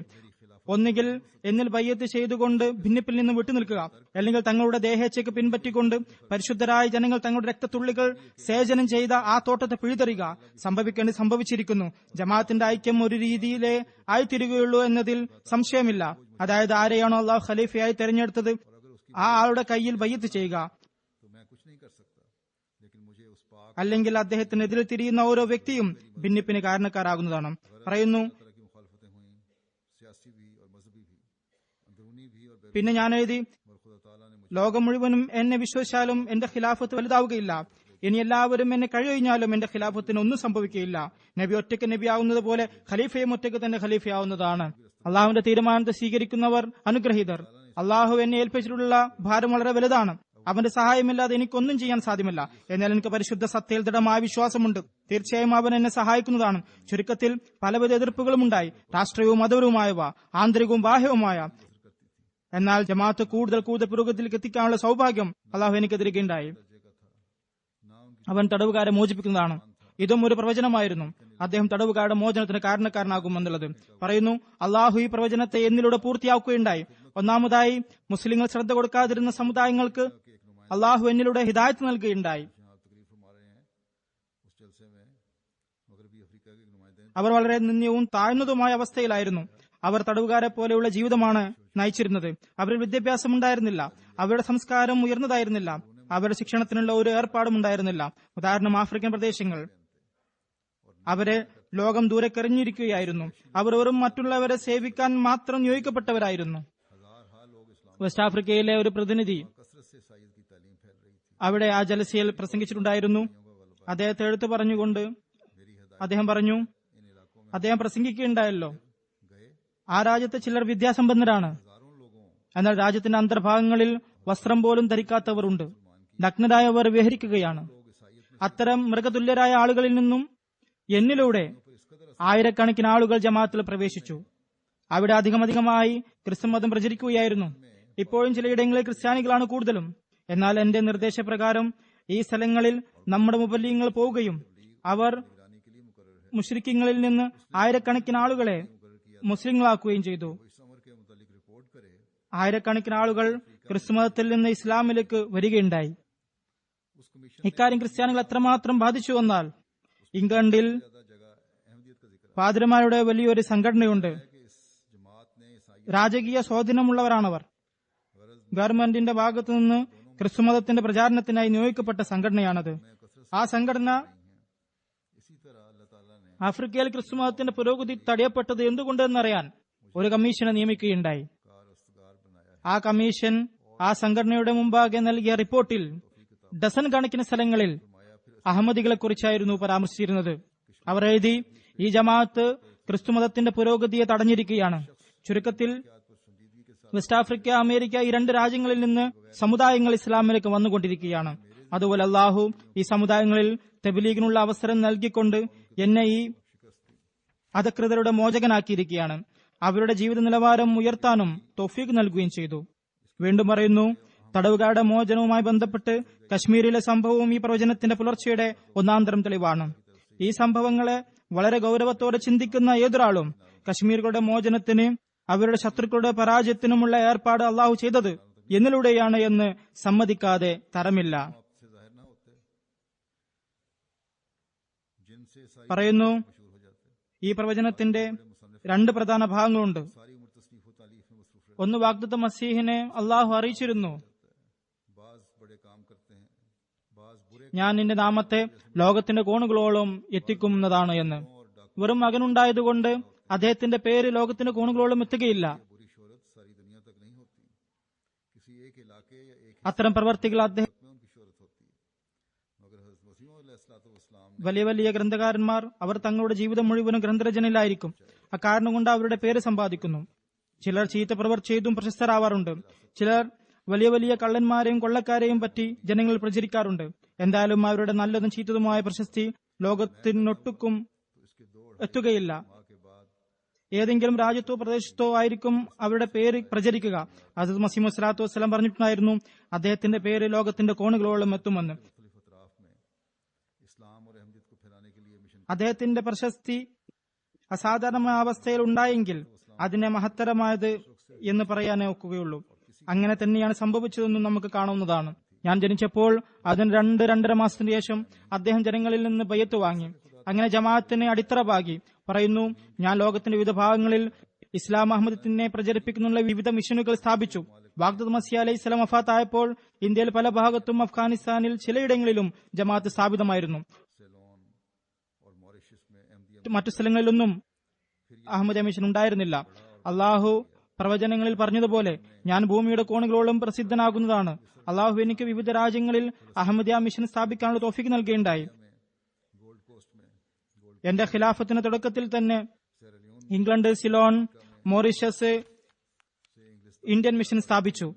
ആ ശൃംഖല വളരുകയും വളർന്നുകൊണ്ടിരിക്കുകയും ചെയ്തു. ഇറാൻ, ഇറാഖ്, റഷ്യ, മിസ്ർ, ഷാം, പലസ്തീൻ, നൈജീരിയ, ഗോൾഡ് കോസ്റ്റ് അതായത് ഇന്നത്തെ ഗാന, സെഹ്റാലൂൻ, ഈസ്റ്റ് ആഫ്രിക്ക, യൂറോപ്പ്, ഇംഗ്ലണ്ട് കൂടാതെ Spain, Italy, Czechoslovakia, Hungary, Poland, Yugoslavia, Albania, Germany, United States America, Argentina, China, Japan, Malaya, State Settlements, Sumatra, Java, സർമിയ, Kashgar എന്നിവിടങ്ങളിൽ അള്ളാഹുന്റെ അനുഗ്രഹത്താൽ ഒരുപാട് മിഷനുകൾ സ്ഥാപിതമായി. ഇവരിൽ ചില മുബല്ലിങ്ങൾ ശത്രുക്കളുടെ തടവിലാണ്. ചിലർ പ്രവർത്തിച്ചുകൊണ്ടിരിക്കുന്നു. ചില മിഷനുകൾ യുദ്ധകാരണമായി താൽക്കാലികമായി നിർത്തിവച്ചിരിക്കുകയാണ്, അതായത് 2ാം ലോക മഹായുദ്ധം കാരണം. ചുരുക്കത്തിൽ ഇന്ന് ലോകത്ത് ഒരു സമുദായവും ജമാഅത്തിന് അറിയാത്തതായിട്ടില്ല. അഹമ്മദിയത്ത് തങ്ങളെ വിഴുങ്ങുന്ന വൻ തിരമാലയാണെന്ന് മനസ്സിലാക്കാത്ത ഒരു സമുദായവുമില്ല. ഭരണകൂടങ്ങൾ ഇതിന്റെ സ്വാധീനം മനസ്സിലാക്കുന്നുണ്ട്. എന്നല്ല, ചില ഭരണകൂടങ്ങൾ ഇതിനടിച്ചമർത്താനും ശ്രമിക്കുന്നുണ്ട്. ഇത് ആ കാലത്ത് മാത്രമല്ല, ഈ കാലത്തും സംഭവിക്കുന്നുണ്ട്. റഷ്യയിൽ നമ്മുടെ മുമ്പിലേക്ക് ചെന്നപ്പോൾ അദ്ദേഹത്തെ വളരെയധികം മർദ്ദിക്കുകയുണ്ടായി. ഒരു ദീർഘകാലം വരെ തടവിലാക്കുകയും ചെയ്തു. ഈ പ്രസ്ഥാനത്തെ വ്യാപിക്കുമെന്നും എന്നിലൂടെ പ്രശസ്തി വ്യാപിപ്പിക്കുമെന്നും അള്ളാഹുവിന്റെ വാഗ്ദാനമുള്ളതിനാൽ അള്ളാഹു ഈ സ്ഥലങ്ങളിലെല്ലാം അഹമ്മദത്തിനെ എത്തിക്കുകയും ചില സ്ഥലത്ത് വലിയ ജമാഅത്തുകൾ സ്ഥാപിക്കുകയും ചെയ്തു. പ്രവചനത്തിന്റെ ഒരുപാട് ഭാഗങ്ങളുണ്ട്. അദ്ദേഹത്തിൽ അതിൽ വളരെ പ്രതാപത്തോടെ പൂർത്തിയാവുകയുണ്ടായി. പല പ്രാവശ്യവും പൂർത്തിയാവുകയുണ്ടായി. വ്യത്യസ്ത സ്ഥലങ്ങളിൽ പൂർത്തിയാവുകയുണ്ടായി. അത് മസീഹ് സ്വല്ലല്ലാഹു അലൈഹി വസല്ലം സത്യത പ്രകടമാക്കിക്കൊണ്ടിരുന്നു. നബി സല്ലല്ലാഹു അലൈഹി വസല്ലമയുടെയും ഇസ്ലാമിന്റെയും മഹത്വവും അത് വർദ്ധിപ്പിച്ചുകൊണ്ടിരുന്നു. അള്ളാഹു അദ്ദേഹത്തിന് മേൽ എപ്പോഴും തന്റെ കാരുണ്യം ചൊരിഞ്ഞുകൊണ്ടിരിക്കുമാറാകട്ടെ. നമുക്കും നമ്മുടെ ഉത്തരവാദിത്വം നിർവഹിക്കാനുള്ള തൗഫീഖ് നൽകുമാറാകട്ടെ. നമസ്കാരത്തിന് ശേഷം മൗലാന മുഹമ്മദ് സിദ്ദീഖ് ഷാഹിദ് സാഹിബ് മുബല്ലിഗ് സിൽസിലയുടെ ജനാസ ഗായിബ് നമസ്കരിപ്പിക്കുന്നതാണ്. മിയാ കറംദീൻ സാഹിബിന്റെ മകനായിരുന്നു. ഫെബ്രുവരി 15, 2015 87-ാമത്തെ വയസ്സിൽ വഫാത്തായി. ഇന്നാ ലില്ലാഹി വ ഇന്നാ ഇലൈഹി റാജിഊൻ. അദ്ദേഹത്തിന് 60 വർഷം മർക്കസിലും വ്യത്യസ്ത രാജ്യങ്ങളിലുമായി വ്യത്യസ്ത രീതിയിൽ ജമാഅത്തിന്റെ സേവനത്തിനുള്ള തൗഫീഖ് ലഭിച്ചു. അദ്ദേഹത്തിന്റെ മുഴുവൻ ജീവിതവും ദീനീ സേവനത്തിലും നിരന്തരമായ കഠിന പ്രയത്നത്തിലും ദൈവത്തിലല്ലായിലും ഖിലാഫത്തിനോടുള്ള അനുസരണത്തിലും ചെലവഴിച്ചു. ശരീരം അനുവദിച്ചതുവരെ ദീനീ സേവനത്തിൽ മുഴുകിയിരുന്നു. കുറച്ചു ദിവസങ്ങൾക്ക് മുമ്പ് അദ്ദേഹത്തിന് അസുഖം ബാധിച്ചതുകൊണ്ട് കിടപ്പിലായി. ഒക്ടോബർ 38, 1928 ലോധിനങ്കൽ ബട്ടാലയിൽ അദ്ദേഹം ജനിച്ചു. അദ്ദേഹത്തിന്റെ പിതാവ് കറംദീൻ സാഹിബിന് 1914 ഹസ്രത്ത് ഖലീഫത്തുൽ മസീഹ് അവലിന്റെ കയ്യിൽ ബയ്യത്ത് ചെയ്യാനുള്ള തൗഫീഖ് ലഭിച്ചു. മൗലാന സിദ്ദീഖ് സാഹിബ് പ്രൈമറി വിദ്യാഭ്യാസത്തിന് ശേഷം 1940 കാദിയാനിൽ വന്ന് മദ്രസ അഹമ്മദിയയിൽ പ്രവേശിച്ചു.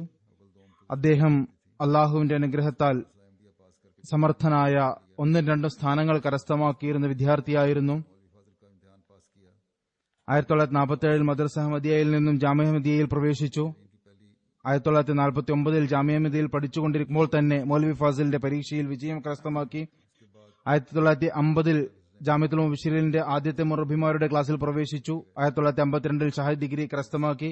അതിനുശേഷം റബോയിൽ നിന്നും ആദ്യമായി ദഅവത്തെ ഇലല്ലാഹയുടെ ഭാഗമായി ദക്ഷിണാഫ്രിക്കയിലെ സെറലിയോണിൽ പോയി.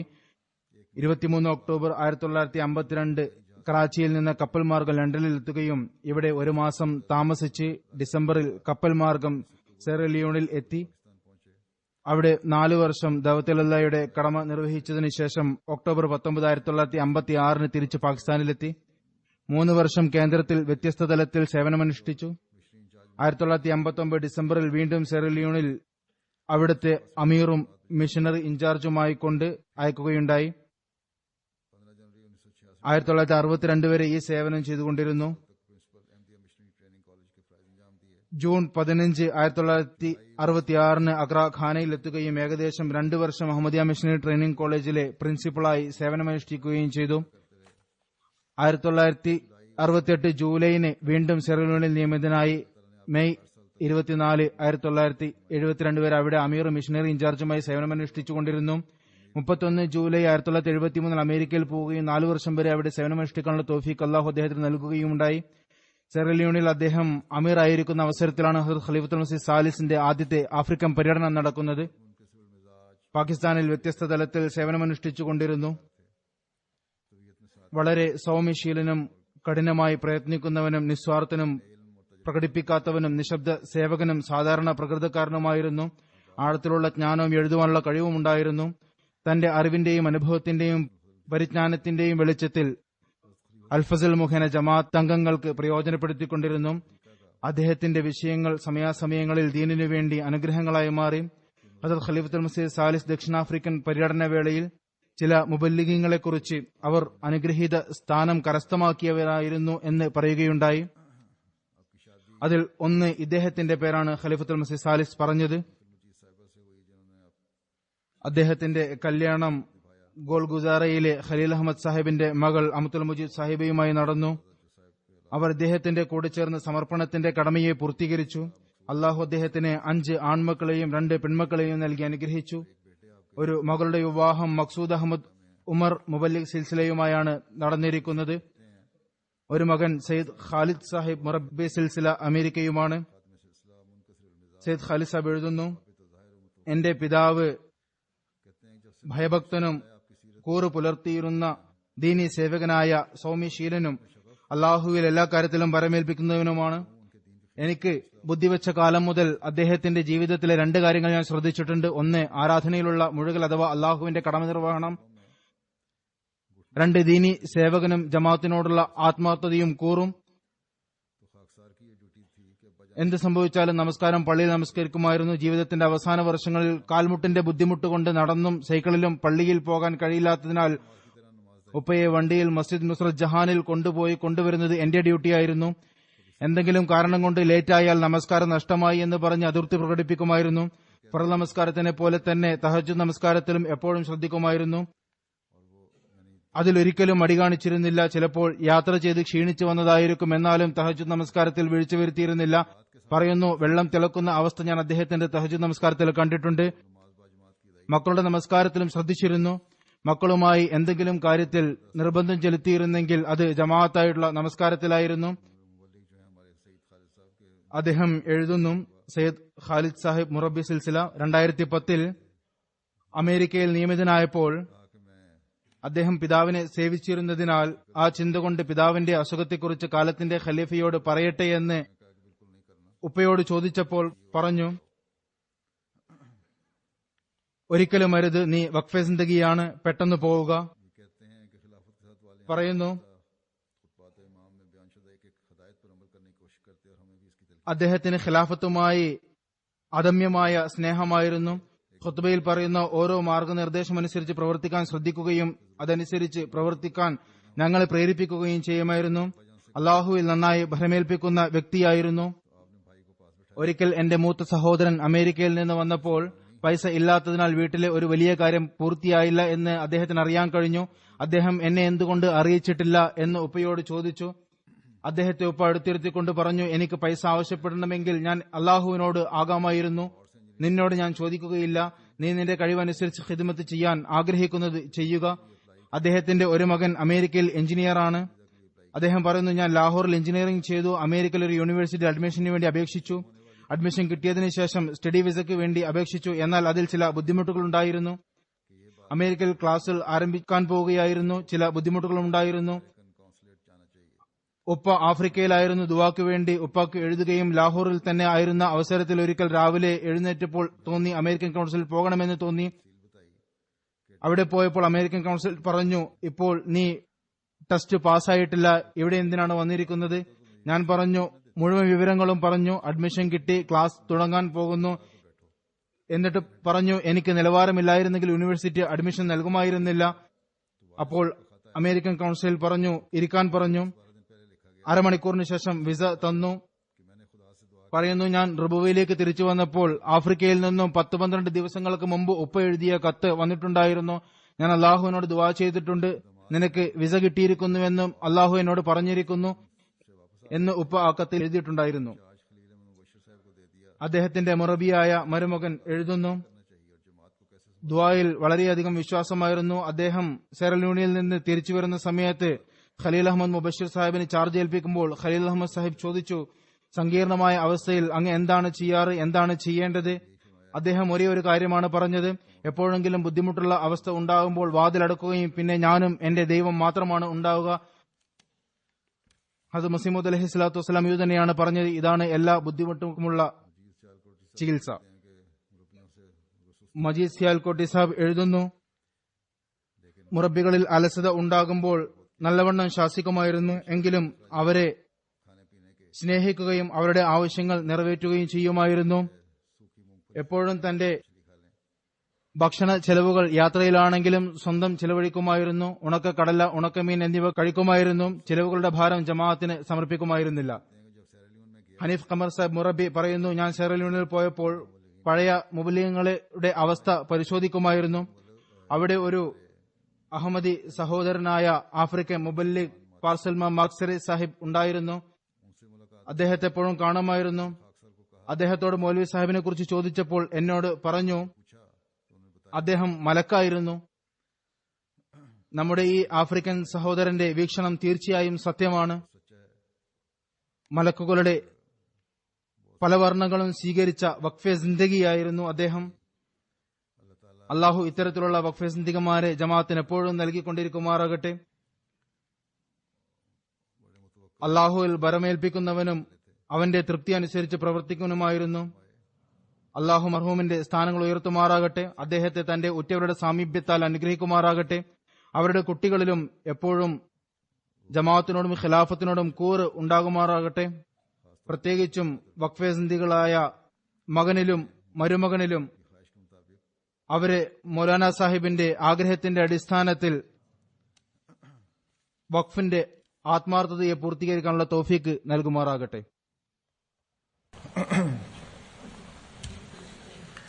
അൽഹംദുലില്ലാഹി നഹ്മദുഹു വനസ്തഈനുഹു വനസ്തഗ്ഫിറുഹു വനുഅ്മിനു ബിഹി വനതവക്കലു അലൈഹി ونعوذ بالله من شرور أنفسنا ومن سيئات أعمالنا من يهده الله فلا مضل له ومن يضلله فلا هادي له ونشهد أن لا إله إلا الله ونشهد أن محمدا عبده ورسوله عباد الله رحمكم الله إن الله يأمر بالعدل والإحسان